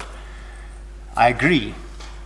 But the reality of the world that we all live in today is that it looks slightly different. The reality is that's what we find. And it's no disservice to them. But this is the heritage of the world. This is the paper world that we've grown up into. And the gap is, well, where are the assets? We don't actually know where all of the assets are. Shock and horror, spoiler alert, that's the world you're inheriting. We don't know how well those assets are performing. I'm sorry, that is what it is. So we've got to start changing the way we do things so that we can revert back to an environment where we know what we've got. We know how they're performing. We can take good decisions. Let's talk about projects. When you are in a project environment, your client, or if you are the client, you, will be bent on building stuff. Because that's what we do. We build stuff. And our objective is about building. We celebrate when we open the doors of a new facility. It's a wonderful moment. And then we kind of carry on with life, right? We've cut the ribbon, we've drank the champagne, and we carry on. But the big part of that asset lives for a much longer period.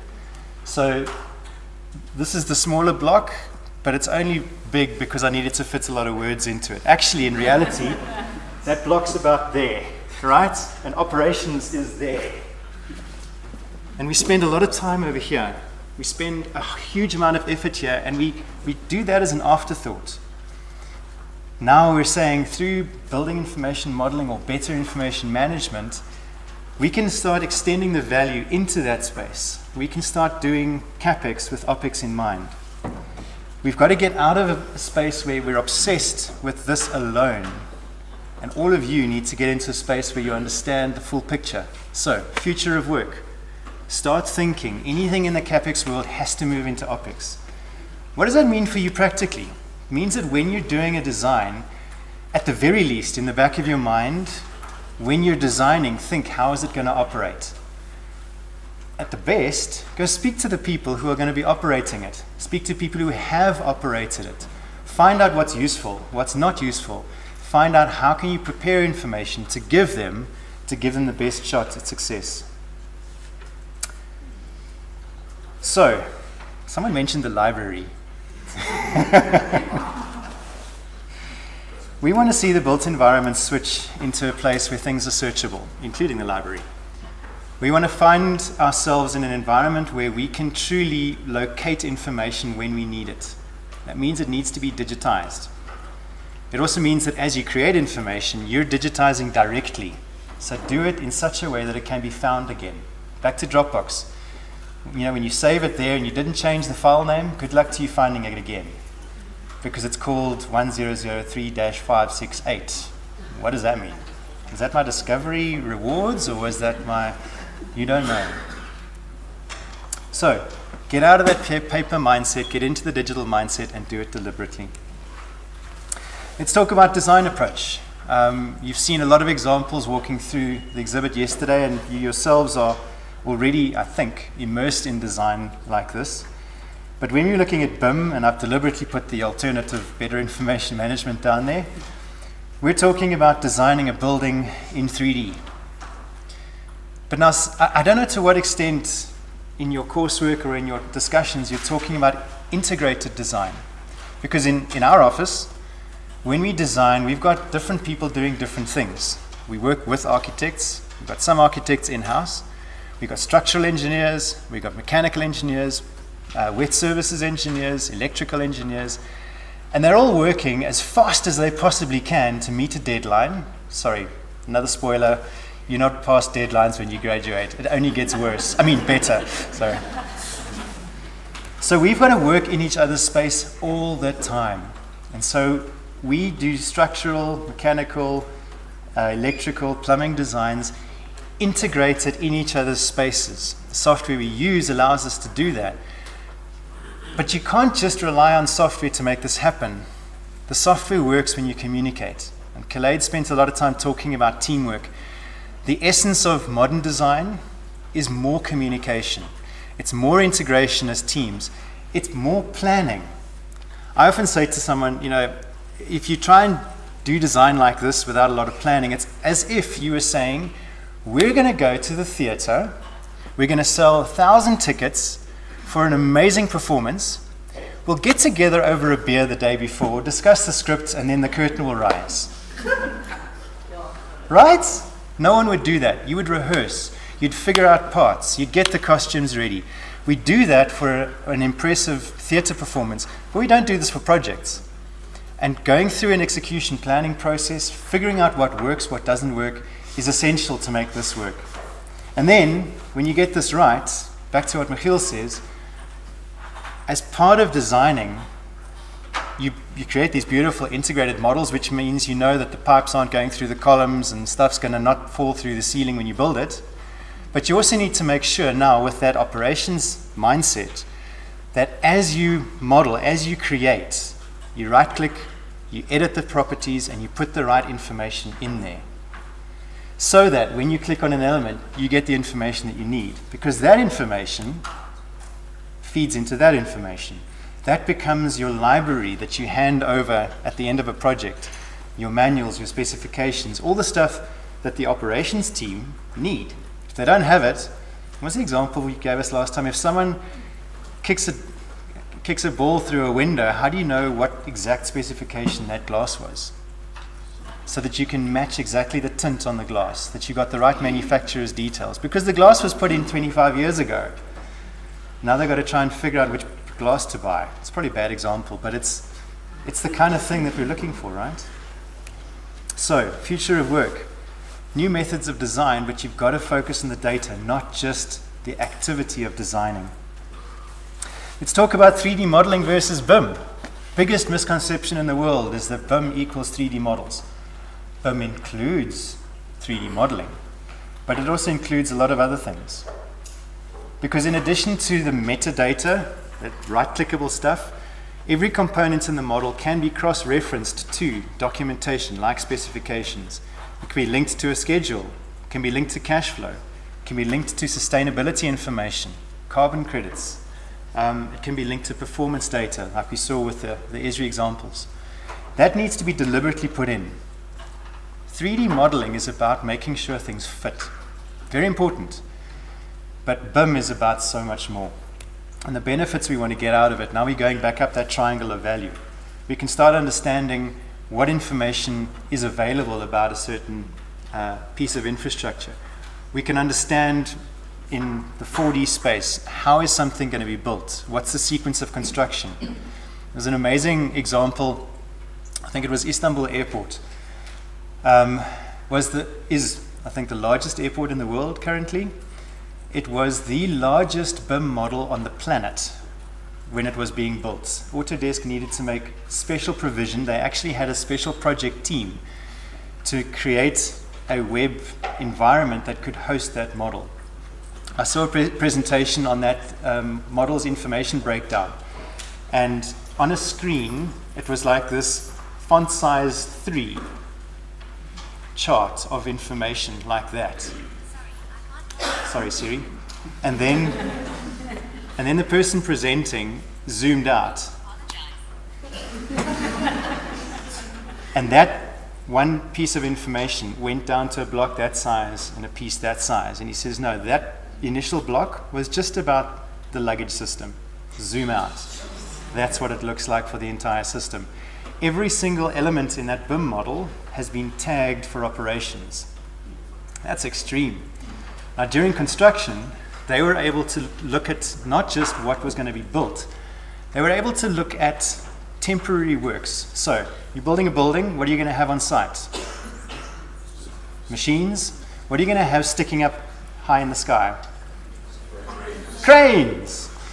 What do cranes do? They get in the way. And so they were able to, silly example, but they said they were able to simulate where the cranes were going to be, at which stage in the project, and what else needed to be built. I worked on a project, indirectly, where they didn't do that. They needed to put a very large piece of equipment into a certain area, and they planned everything, but they didn't think how they're going to get the piece of equipment into that part of the building. Guess what? They needed to break the slab down to put the equipment in and then put it back. They didn't have a 4D BIM model. Same with costs, same with calculations of ratings, same with performance. So, there's a totally new approach to design and construction. Some contractors are calling it a dress rehearsal for construction, because you can actually see how this thing's going to be built virtually, and then you go about building it in the real world.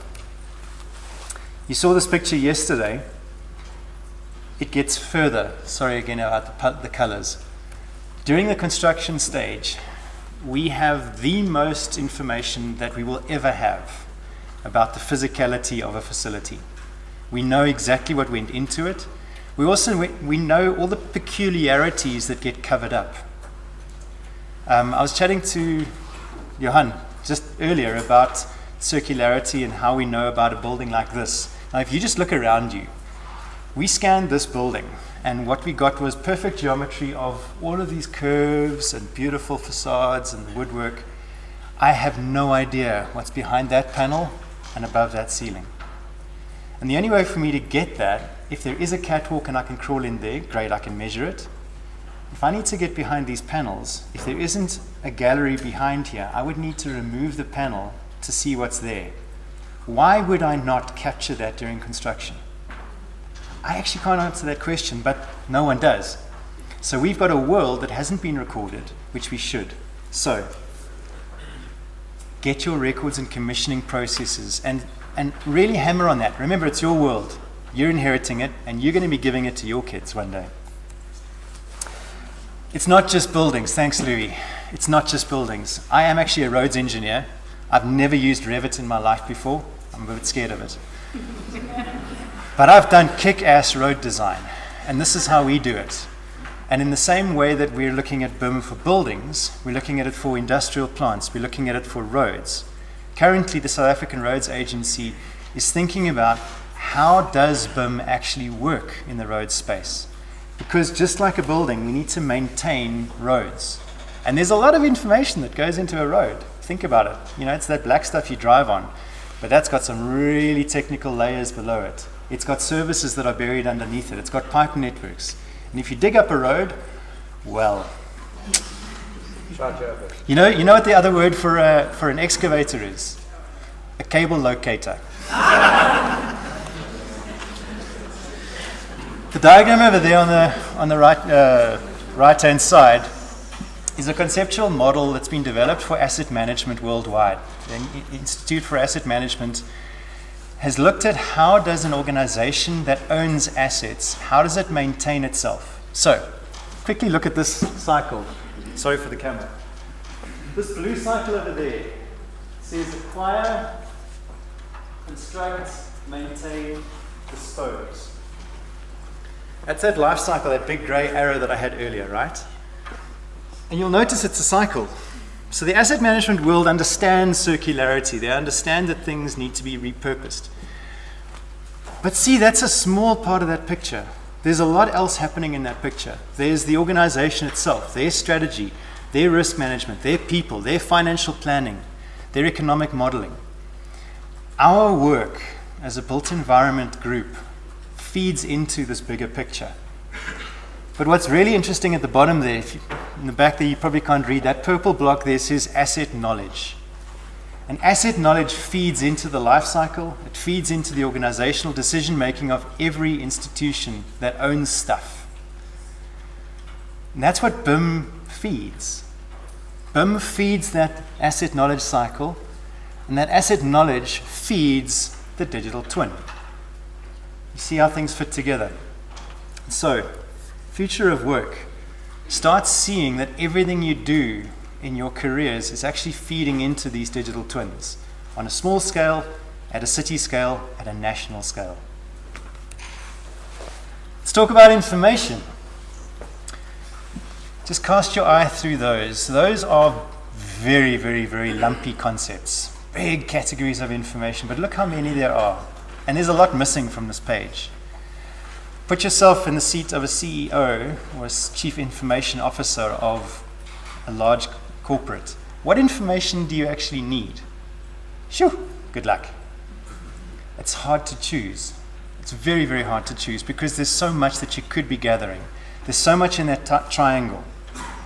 A lot of organizations literally get stuck in the starting blocks because they don't know where to start. It's just too complicated. And answering the question of what information do you need becomes very, very hard. Rudd's going to talk about this standard, but I'm going to touch very, very quickly on it.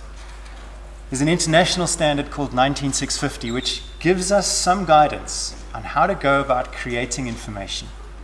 And in a nutshell, they say, figure out what you need, integrate your system so that you can produce what you need. We're talking about information.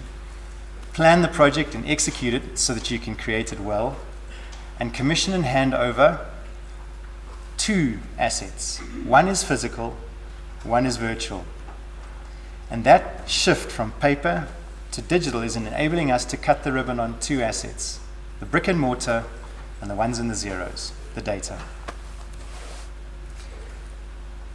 As part of that standard, they give a little bit of a recipe. And Khaled mentioned a lot of these acronyms yesterday. You remember the OIRs, the AIRs, the EIRs, etc.? Well, those acronyms come from this picture. And this picture is essentially a very, very, very high-level roadmap on how to sift through all the choices of information that you need to make. And it says start over here. Start off by saying, well, what information am I going to need to actually run my organization? So going back to that life cycle, what's going to be useful? And from there, at a project level, say, well, okay, so what does this project need to produce that's going to help me with my organizational information? At the top line over there, that's really where the asset owner lives. If I know what I need as an organization, some of that information is going to relate to assets, the buildings, the infrastructure, and that information needs to live in an organized set of information called the asset information model. And you'll see that this bottom line over here, which is the project world, which is what most of us get involved with in that CapEx phase, that feeds into that asset information model. So what we do down here answers that question and ends up there. And if you get that, you've got the reason behind BIM as an approach to project execution. Because that's what enables us to go from here to there through every single project. What we're doing in Bokunda is kind of like almost backwards, if you think about it. Because there wasn't information about this building, we've now gone and said, okay, we need an AIM, so we're going to go and reverse engineer what this building looks like by measuring it. Nothing wrong with that, and we're going to do that for 100 million buildings. But the new ones, we can do the other way around. We can do the right way around. So, as you design, think asset management. There's another thing which is a direct result of all of this thinking is how do we manage all that information? So now you're going to take a big step back from the project itself into the organization.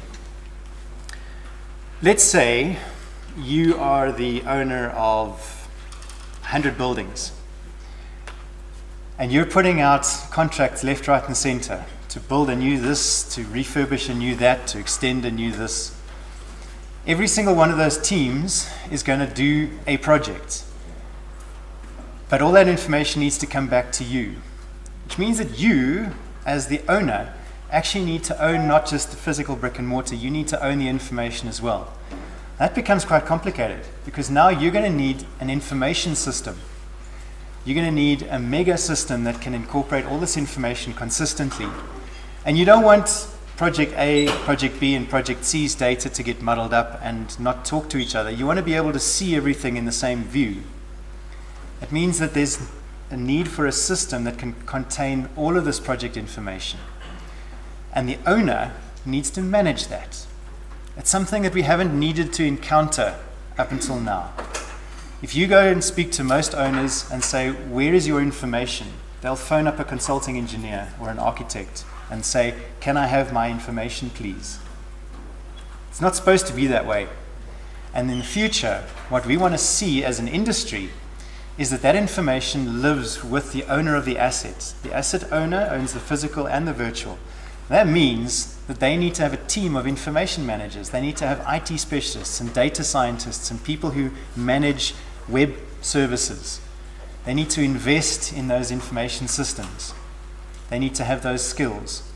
And they would then interact with the people on the project side and exchange information and be able to update that information. So future of work, I think quite a few of you will end up in a career that is focused around data. I think quite a few of you will end up administering these websites, these data sources.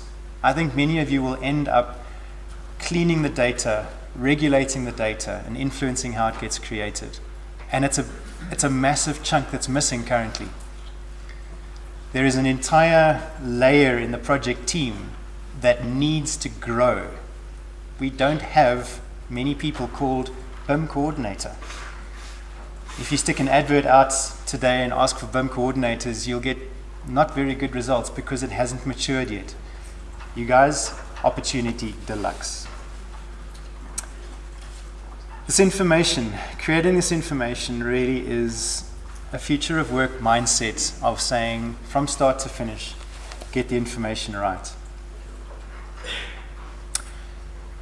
Let's talk about digital twins. This is my field of research.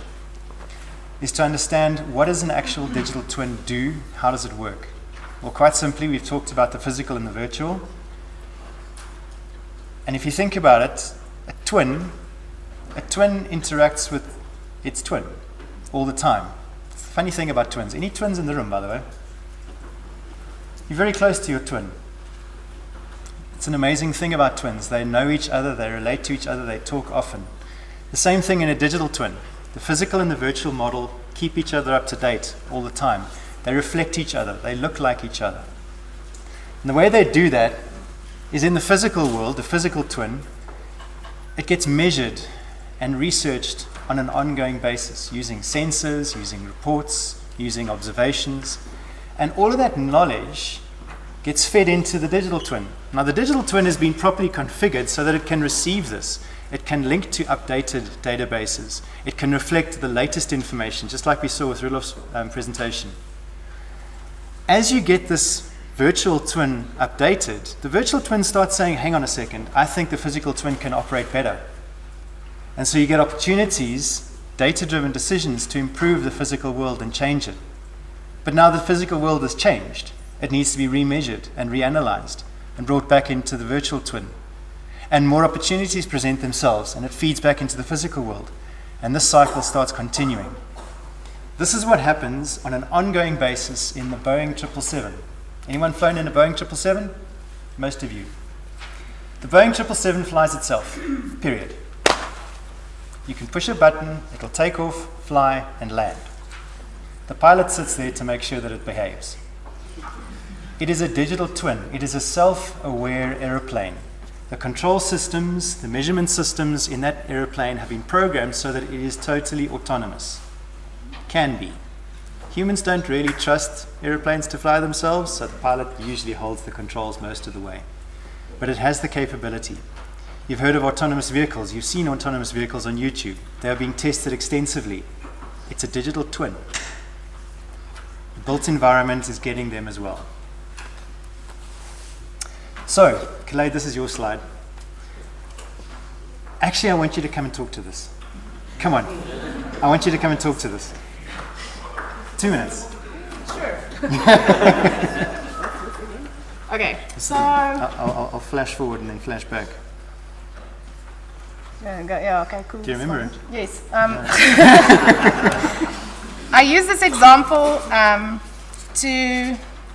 because my background is also in lean. I'm a big fangirl of lean and systems thinking and these kinds of things. And when I got the job of what is digital twin, I had to put it into context of stuff we do every day, right? And why it matters to us across our disciplines. And a good example for me is, here's our world, oops on the left, right? Big oops. And then we report and tell someone else about that oops because we saw it with our own eyes. And by the time that message is received by someone who can do something about it, the oops has gone a long way, right? And for example, a pipe burst is lots of water, resources, time, energy, stuff that goes wrong before we can even find it. Before we can even send workmen out to fix the thing, produce real value. And once we did all of that, we go home and we report on the thing we just did. And all of this is a reactive response to the situation at hand. If doctors worked like this, everyone would be dead, right? So for us, I use this example because it is, if we know where things are, we could probably, very likely, automate the step one. And the road will tell us I'm broken. The pipe tells us I am breaking. Whatever. You know, in a doctor's office, the heart EKG machine tells you whether or not you're doing well right now. You don't have to wait for someone to have a heart attack to see that. I like using the medicine analogy because it helps us understand we're doctors of the physical world. So with digitization, we could probably automate or eliminate this kind of stupid thing we do with human effort, which means we know where the thing is, we don't have to spend time on the emergency service to get to the patient. We can put all our attention on the work that matters, producing value. And why are we reporting at all? At all. It's a complete waste of time. So if we think like that, we can stop reacting and become predictive. And it's not going to happen at once. It's going to happen by practicing it. And just like doctors, I would like us to use that analogy because that's the most helpful way to think about it. So that's my slide. Well done. Thank you. And yeah.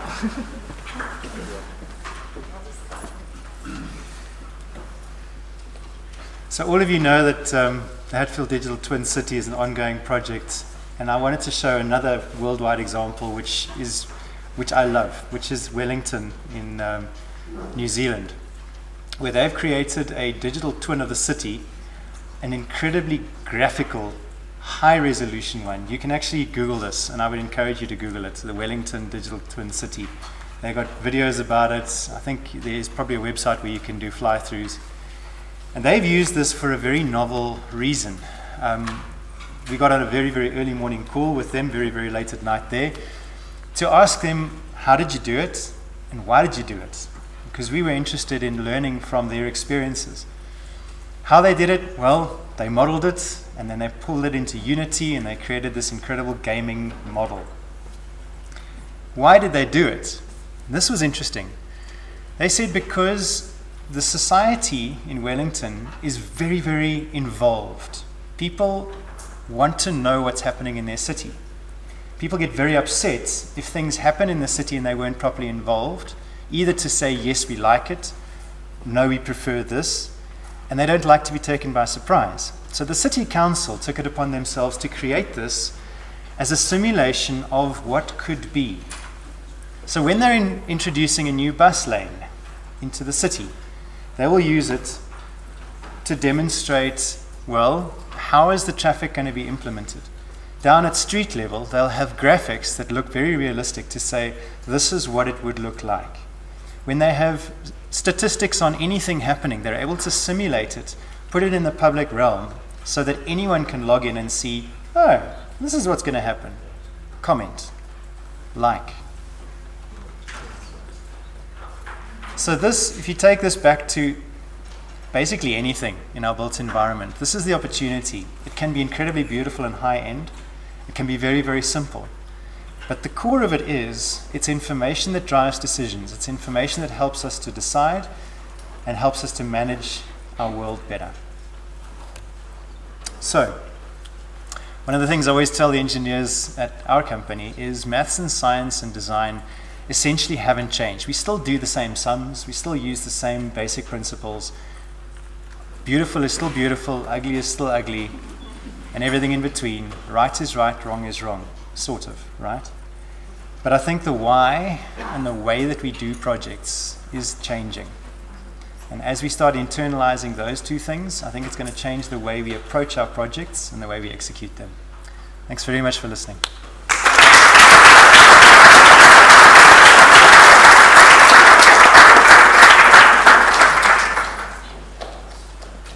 Okay. Thank you, Richard. Now that was a nice intro. Pretty please.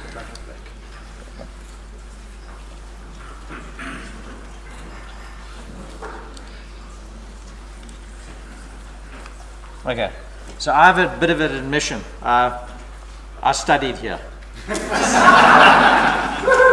When they built it, when they modified the old building to get this building, I was in the first floor studio on the other side there. So I studied architecture here.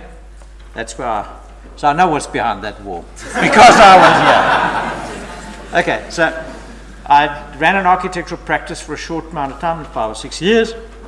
One of my clients decided I knew enough, and he employed me. So I was group architect of FMB for 10 years. This is the time I started drawing on linen, unbelievably, and I've been through just about every technology that you can imagine. So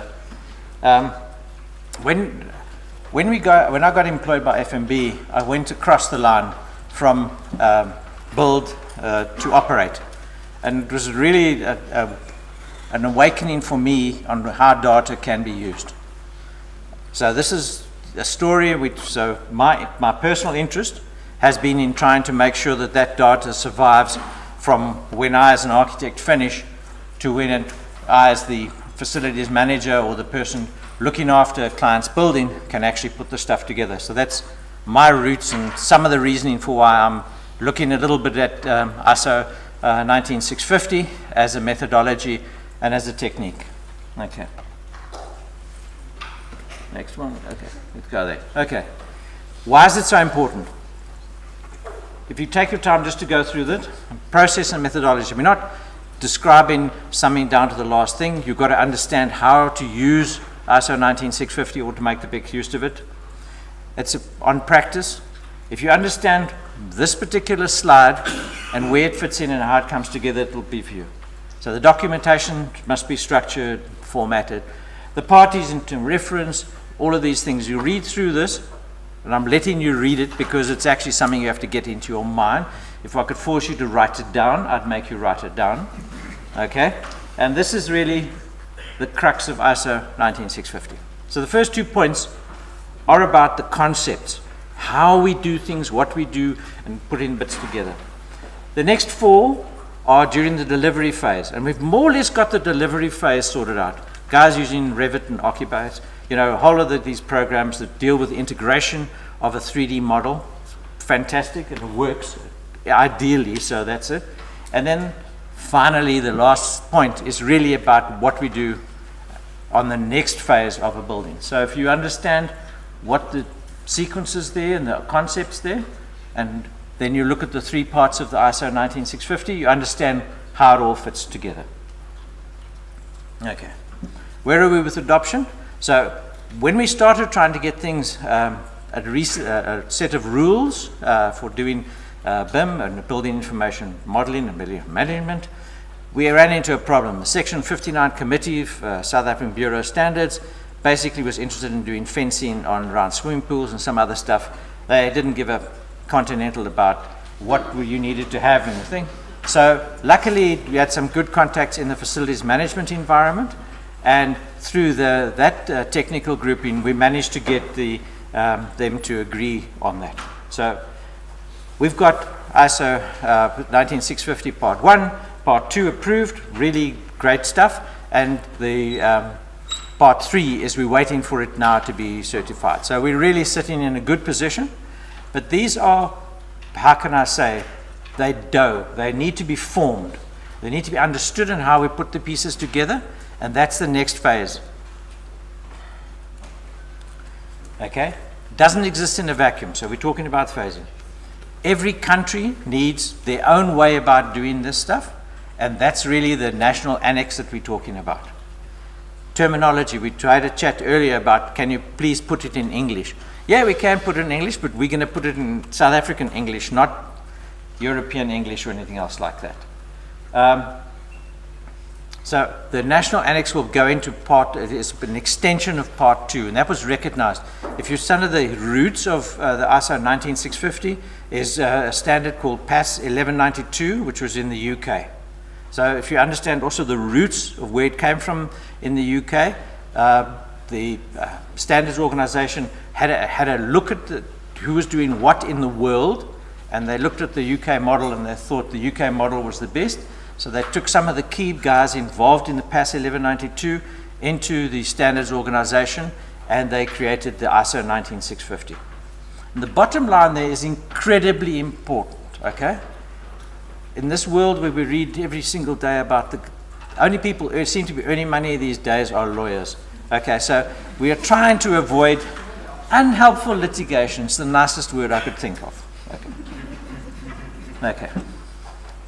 So BIM, classic BIM, is construction technology that's working. The arguments now are really about the cost of the software and a couple of other little bits and pieces. So from an architectural point of view, you buy a 3D package, you can do everything you want with it, but you can't necessarily pass that on to anybody else. You have a delightful model of something which is, after the thing has been built, is useless.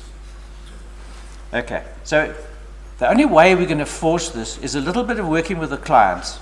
So my background in the FM side, and we're working for big corporates and planning buildings, I've most probably measured 100 plus buildings in my life. I know how to measure a building, look under the skin and do all of that stuff.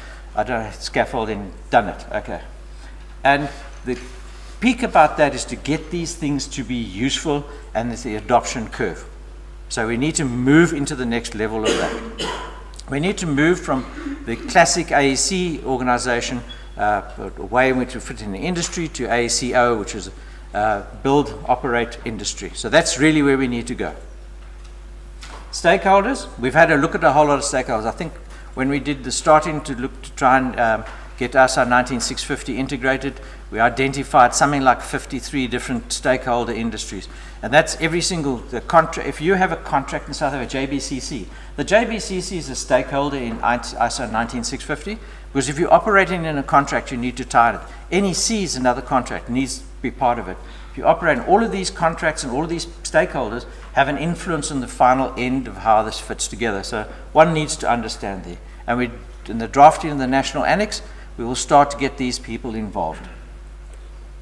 Okay, so we were going to do this the hard way with the community and a couple of other things, our BIM community, and then the CRDB came to a nice supper with us one time, and I had a long chat and I bent an ear quite successfully, and they decided that they were busy with something. They were going to do a little bit of a mandate for state work, and then they suddenly realized, because of the work we'd done in getting the ISO 19650 accepted, they could actually climb on. And they have money, they have the legislative mandate, so they can actually, from a governmental point of view, they can declare how you're going to design and build your building.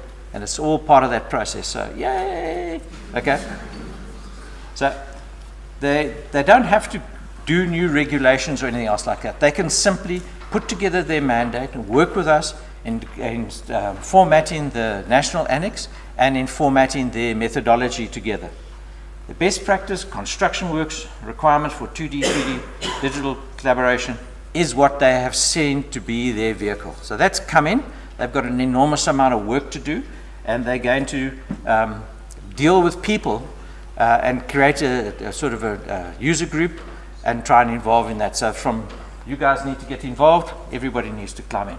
They've set the target quite high, 20 million rand contracts from grade 7 and upwards they would then declare, which are really big jobs. I've worked on 3 billion rand contracts in my professional career. It's a lot of data and a huge amount of stuff. Okay, so they're going to work in line with exactly what was said by the International Standards Organization and how to go about it. So there was a Digitally Built Britain did a program. They published documentations, all available on the web. There's an enormous amount of thing for you students to get involved. You can cover an enormous amount. All of this is going to come into the National Annex, and the National Annex is really the South Africanization of BIM, the ISO 19650. Okay, so they also talked about a non-proprietary format for the exchange of information. Obviously, that would be IFC. I think they are trying to hedge their bets and they're not really going to talk much about it or try and force it. They're trying to be good for everybody else. Okay. Okay. So, what do you need? You guys are obviously getting into this. Some of the people in professional. What do you need to be a successful BIM project?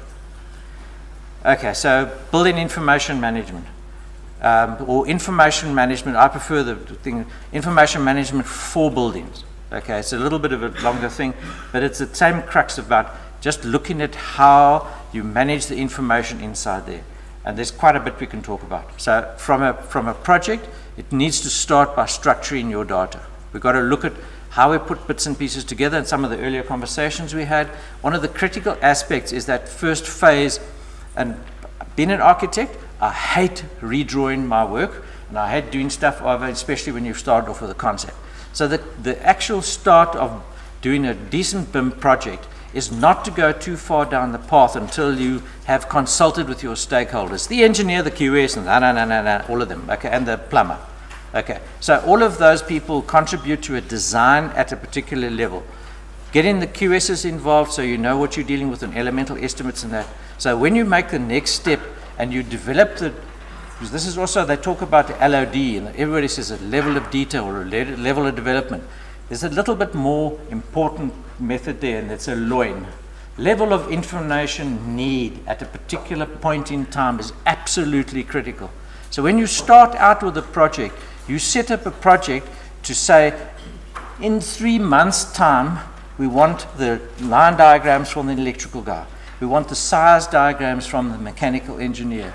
We want the architect's floor plates and floor planning, just the outline of it, to have been resolved. We then go into greater and greater detail. That means nobody goes back. You always go forward. And you can't have a situation where you've designed the building and then you give it to the QS to measure and the mechanical engineer to put his ducts in it. Okay? Don't work. Okay. Been here long enough, done that. Okay. So you can start by understanding where the UK has come from. So the BIM framework, really nice. They've actually backed off a whole lot of things because there were a lot of stakeholders involved in the UK side, and they've all backed off and they've just called it the UK BIM framework. You can Google it, go online, that's it. Okay. Okay, so what can you do today? There's more or less from a professional perspective, there's what's happening in the States and there's what's happening in the UK. So when I look at that, I see that we have an affinity to go towards the UK. There's much more information available on the UK than there is on the state stuff. The state stuff has got a lot of proprietary stuff. You pay for an enormous amount of stuff and you have to buy it. And on the UK side, you go in, you download it and you use it. That's, so to me, that's one. National Building Specification on the UK, the MBS, is a useful tool. Get it on your Google, go in there. There's an enormous amount of information in there. So they actually have written an API for the people who have documentation, components that they wish to publish. You can use the API and you can actually develop the little 3D models in IFC, and then you can tuck them away and use them. Okay, so Uniclass 2015 set of tables to integrate everything. This is the background of what Richard was talking about, is where you put things. So if you download the tables, this is stuff you can do without, it doesn't cost you any money, okay? But there's an elements table in there, the EF table, and that really will help you find just about any component inside a building. And if you do nothing else but log those components in your little Revit model against the EF table, you at least have succeeded halfway getting where you want to be. Okay. Questions?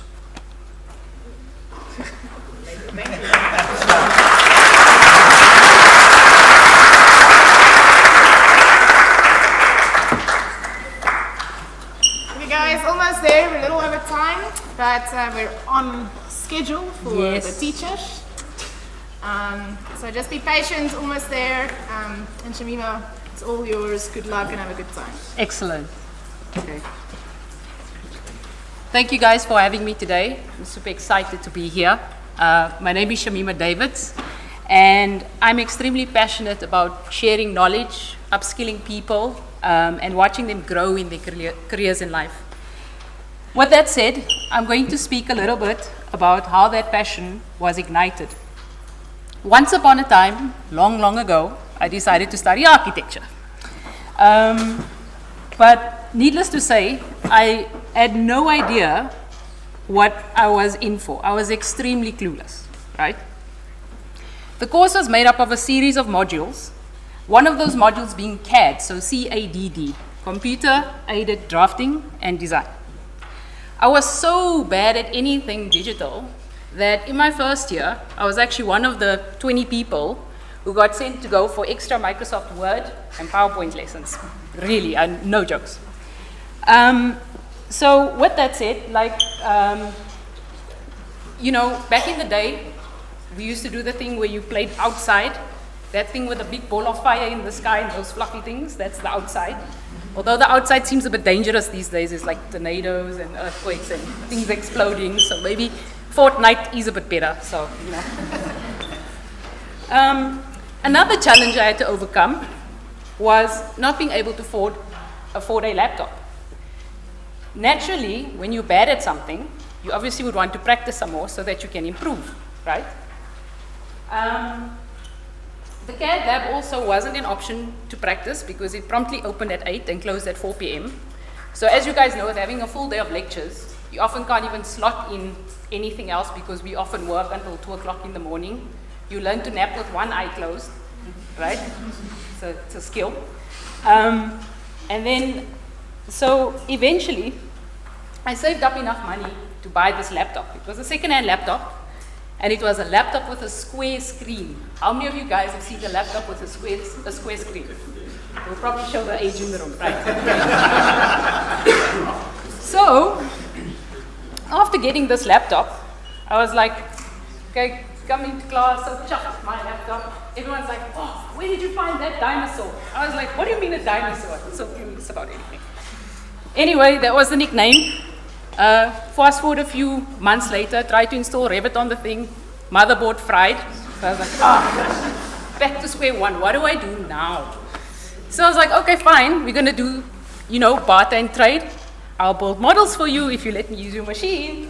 Because everyone knows we're building models at the last point of the design, not when we're supposed to be doing it, right? So, yeah. Fast forward,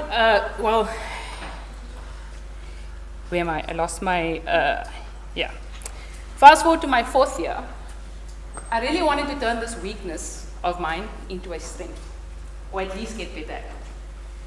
I signed up to be a CAD tutor in the CAD lab, and I thought, what would be the best way to learn about the software? It would obviously be through other people's questions.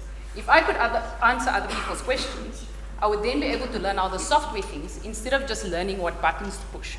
And when you learn how the software thinks, you essentially become a better troubleshooter at anything because you're learning to think around the problem. Then in that time, I actually became really good at the troubleshooting piece in a short space of time. Fast forward another year after graduating, I received a call from the head of department asking me if I'd like to temporarily teach the first years CAD. So I was like, with every fiber of my being, I wanted to say no, because I was like, what does this notebook know about, putting a CAD course together, standing in front of a crowd, speaking to people. But nonetheless, I said yes. I think the reason why I said yes was because I knew what it was like not to understand, because I was that person who didn't understand. And I wanted to make a difference with the way I taught. 1 month turned into 3 months, 3 months turned into 3 years. A few years later, I was approached by another local university on LinkedIn to teach the first, second, and third years. Once again, I said yes against my better judgment because I had a full-time job, just said yes to everything. And at that time I was a BIM lead for a multinational engineering company, so there was a whole lot more responsibility. I had to coordinate multiple teams, massive teams of 60 or 80 people, and it was really ginormous projects at the time. But I'm going to move on to my slides now. This is probably the part we should be. See, this is an excellent showcase of the use of technology. Use Word to tell someone not to switch your computer off. Okay. So, yes. Okay. Teaching excites me so much that I kid you not. One day I was so stoked for the lesson I was going to give, right? I was getting ready, put my morning shoes on, leaves the house, gets to university. I'm like, oh my goodness, where are my shoes? So, luckily I had a gym bag in the car. I just walked around with running shoes the whole day. But with that caveat, I'm going to share with you guys the secret socks for success. Secret socks, yes, dad joke of the day. And creating opportunities in the BIM and digital realm as a young professional. So, to pay homage to AutoCAD, I'll be teaching you about the 12 attributes of BIMing. See, attribute, yeah. Okay, so one of the most obvious things, which I'm sure you guys have seen over the last few days being at these courses, is that you obviously need to have a good sense of technical skills when it comes to staying proficient with digital technology. Because as you know, technology changes. You need to update your software on your cell phone every other time. So you need to stay with the trends and keep up with what the latest information is.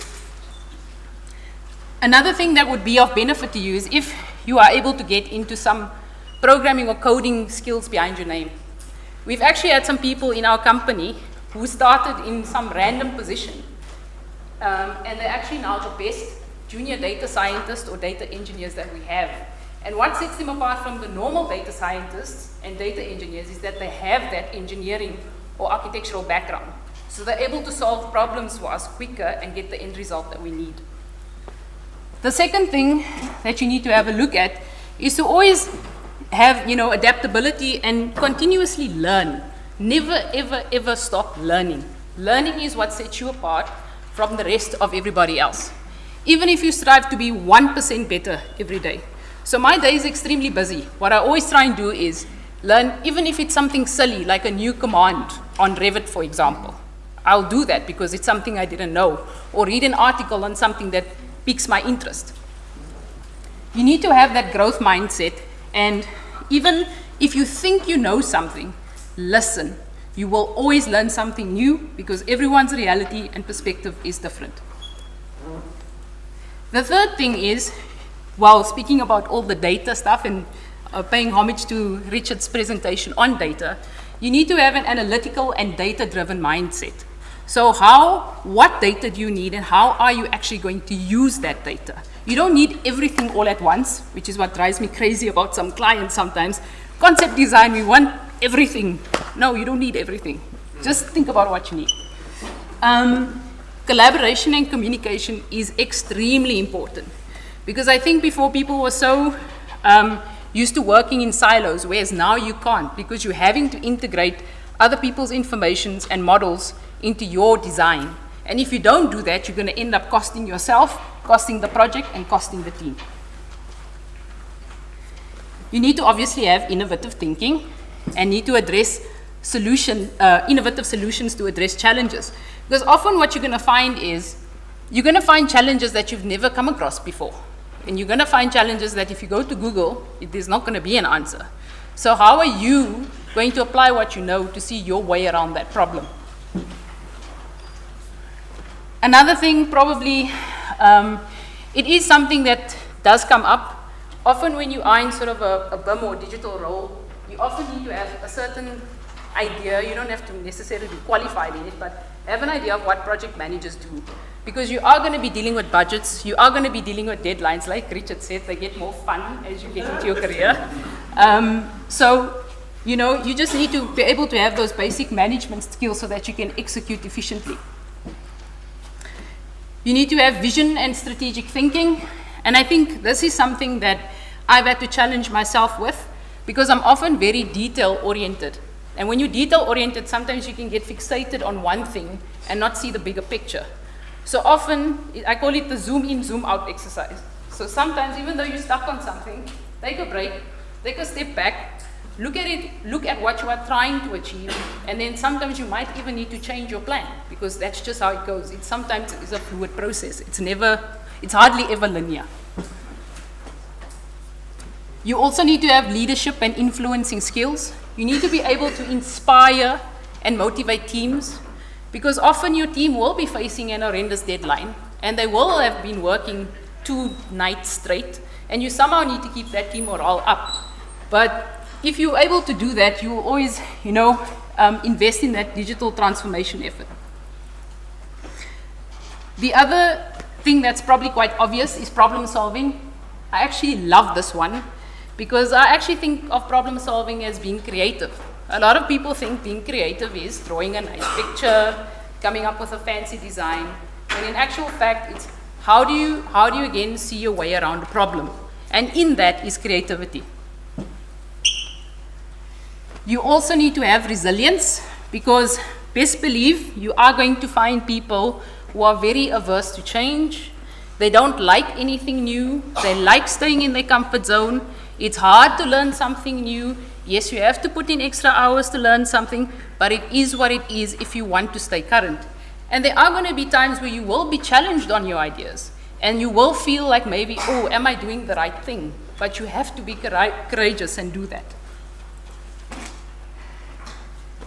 Number 11, I think this is going to be quite a new-ish one, is you need to have ethics and integrity because we're living in such a data-driven world that you need to understand that when you are harvesting data or collecting data, there is some sensitivity around that, and you can't just be handing it out or saving it willy-nilly, putting it on a flash drive, handing it to every other person.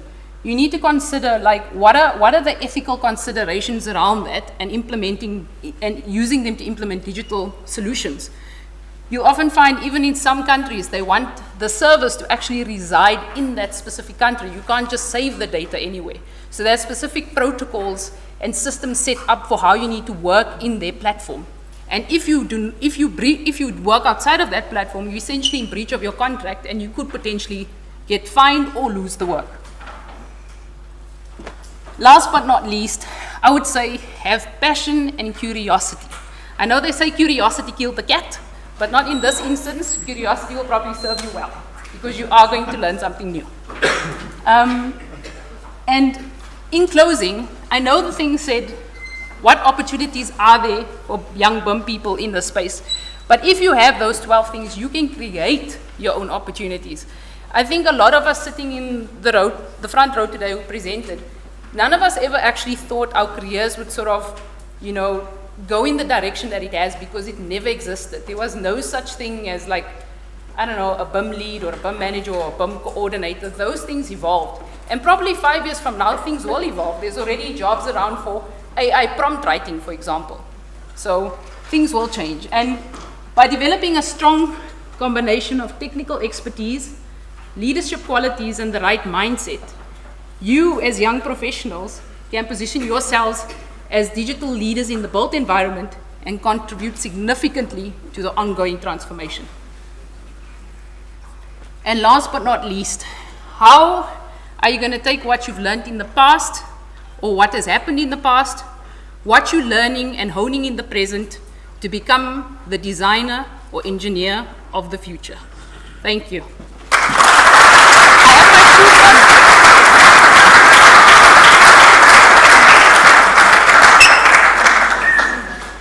Okay, guys, that's our show for you. You're welcome to engage, and we encourage you to engage with everybody. It's a bit stuffy in this room, so I think let's do it outside. Are there any questions in general that you'd like us to maybe pick up on while we're all together? Anyone's got a burning question? Back there. Yes. Shh. General question, please, let us help you. Yes, I think the general question I have now is the question around the industry itself. I think the one about the ISO standards is really showing that there really is a thing from government that's taking on that sort of thing. To say that there are rules that are in place, and these are the protocols. But what about the industry itself? Commercially, how many companies, like we as students, we're going to come out here excited to work on BIM and that sort of thing, but how many companies in reality are taking on these sort of things? Are they still working in AutoCAD, or are they still working on paint? What is the reality for us as students who want to work in these industries and who want to work using BIM? All right, let's try and answer that as we go across. Okay, I think there's going to be a couple of answers coming from that. So from my side,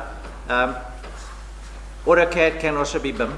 Okay, not necessarily the best BIM, but it can be BIM. Keeping the information is absolutely critical. The government has understood the change. Okay, so you're finishing varsity, busy with varsity, finishing varsity. The world in 20 years' time or 5 years' time in your career is going to be substantially different. It's going to be digital. That is actually not even a question anymore. Okay, so looking at what the CIDB are trying to do, they're trying to reach up there to the guys that can afford that change, and they're coming back. The government is the biggest owner of property in South Africa, so if they actually start doing something in that arena, then you will find everybody else. The next bunch of guys who need to be critically changed are SAPOA, Property Owners Organization. So they need to come in. And that from my side is, it's happening. It's not something you can avoid. Enjoy the journey. So more on a technical level, for more the architects based, most of my clients that I deal with directly as architects and interiors, And basically the answer is you need to learn these softwares to be able to deliver on these projects. It's not necessarily a question of what is happening necessarily and locally, if it's governance or not, governance.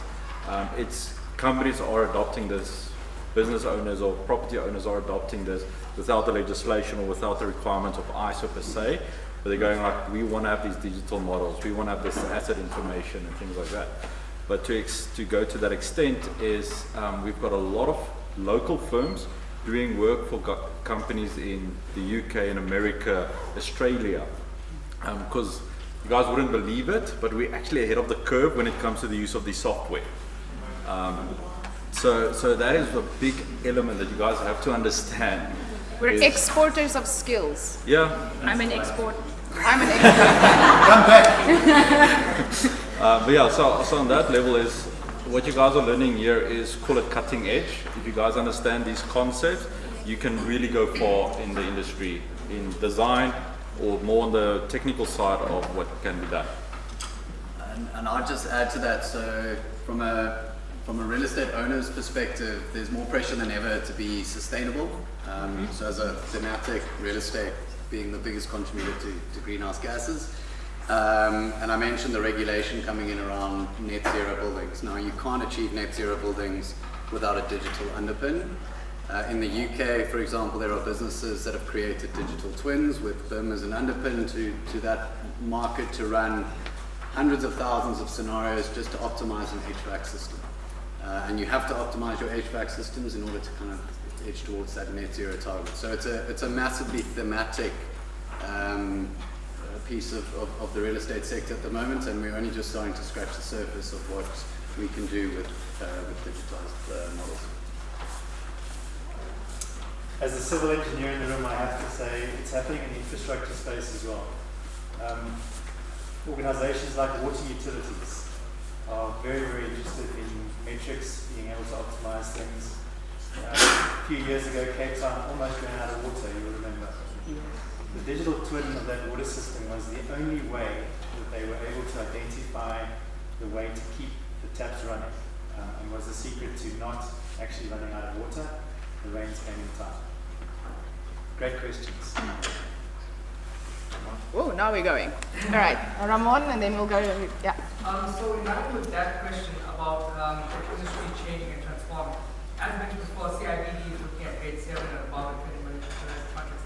But what happens when we have something like an 80-20 distribution where 80% of the work is done by 20% of the companies who can afford it, and the other 80% of the companies are missing out on this introduction stage where we should be doing work?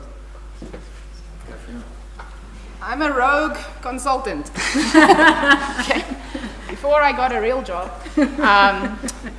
my brother and I made business, and we were not a big firm, with like 2 people, and it was mostly to pay the bill, right? I'll always remember this example because it was the smallest project I've done my entire life. It was a 2nd-story addition to a church.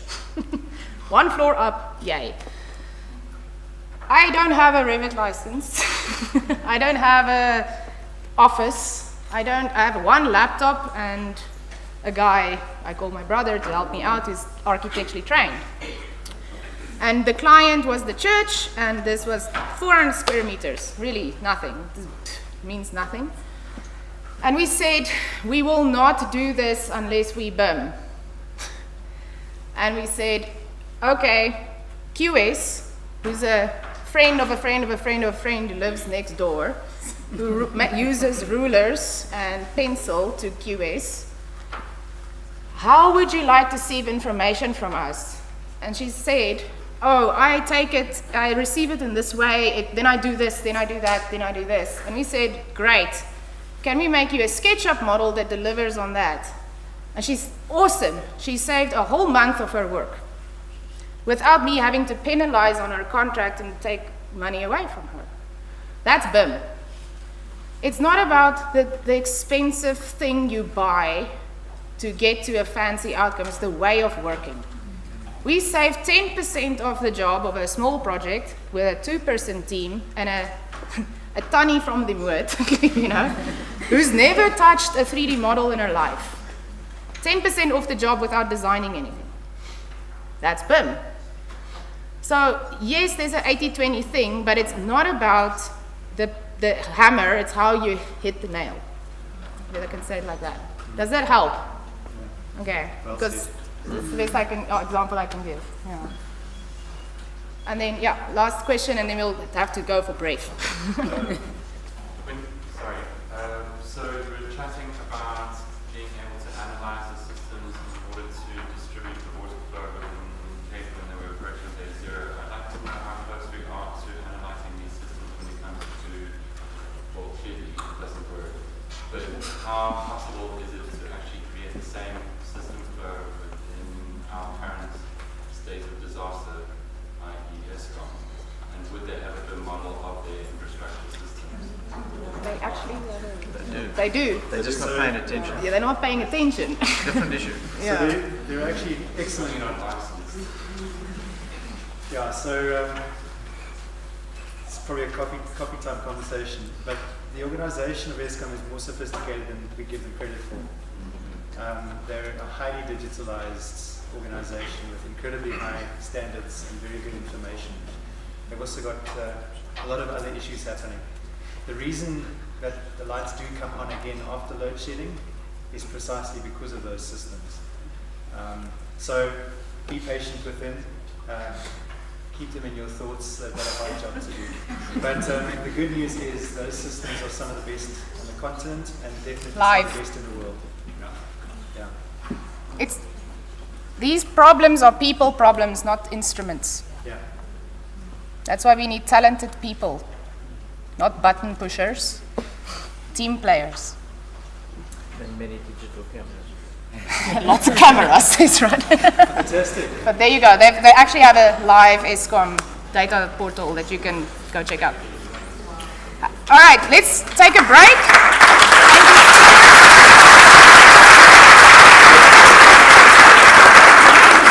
For those of you joining for the afternoon, we're having similar but different focus presentations and a case study at 2 o'clock. All right.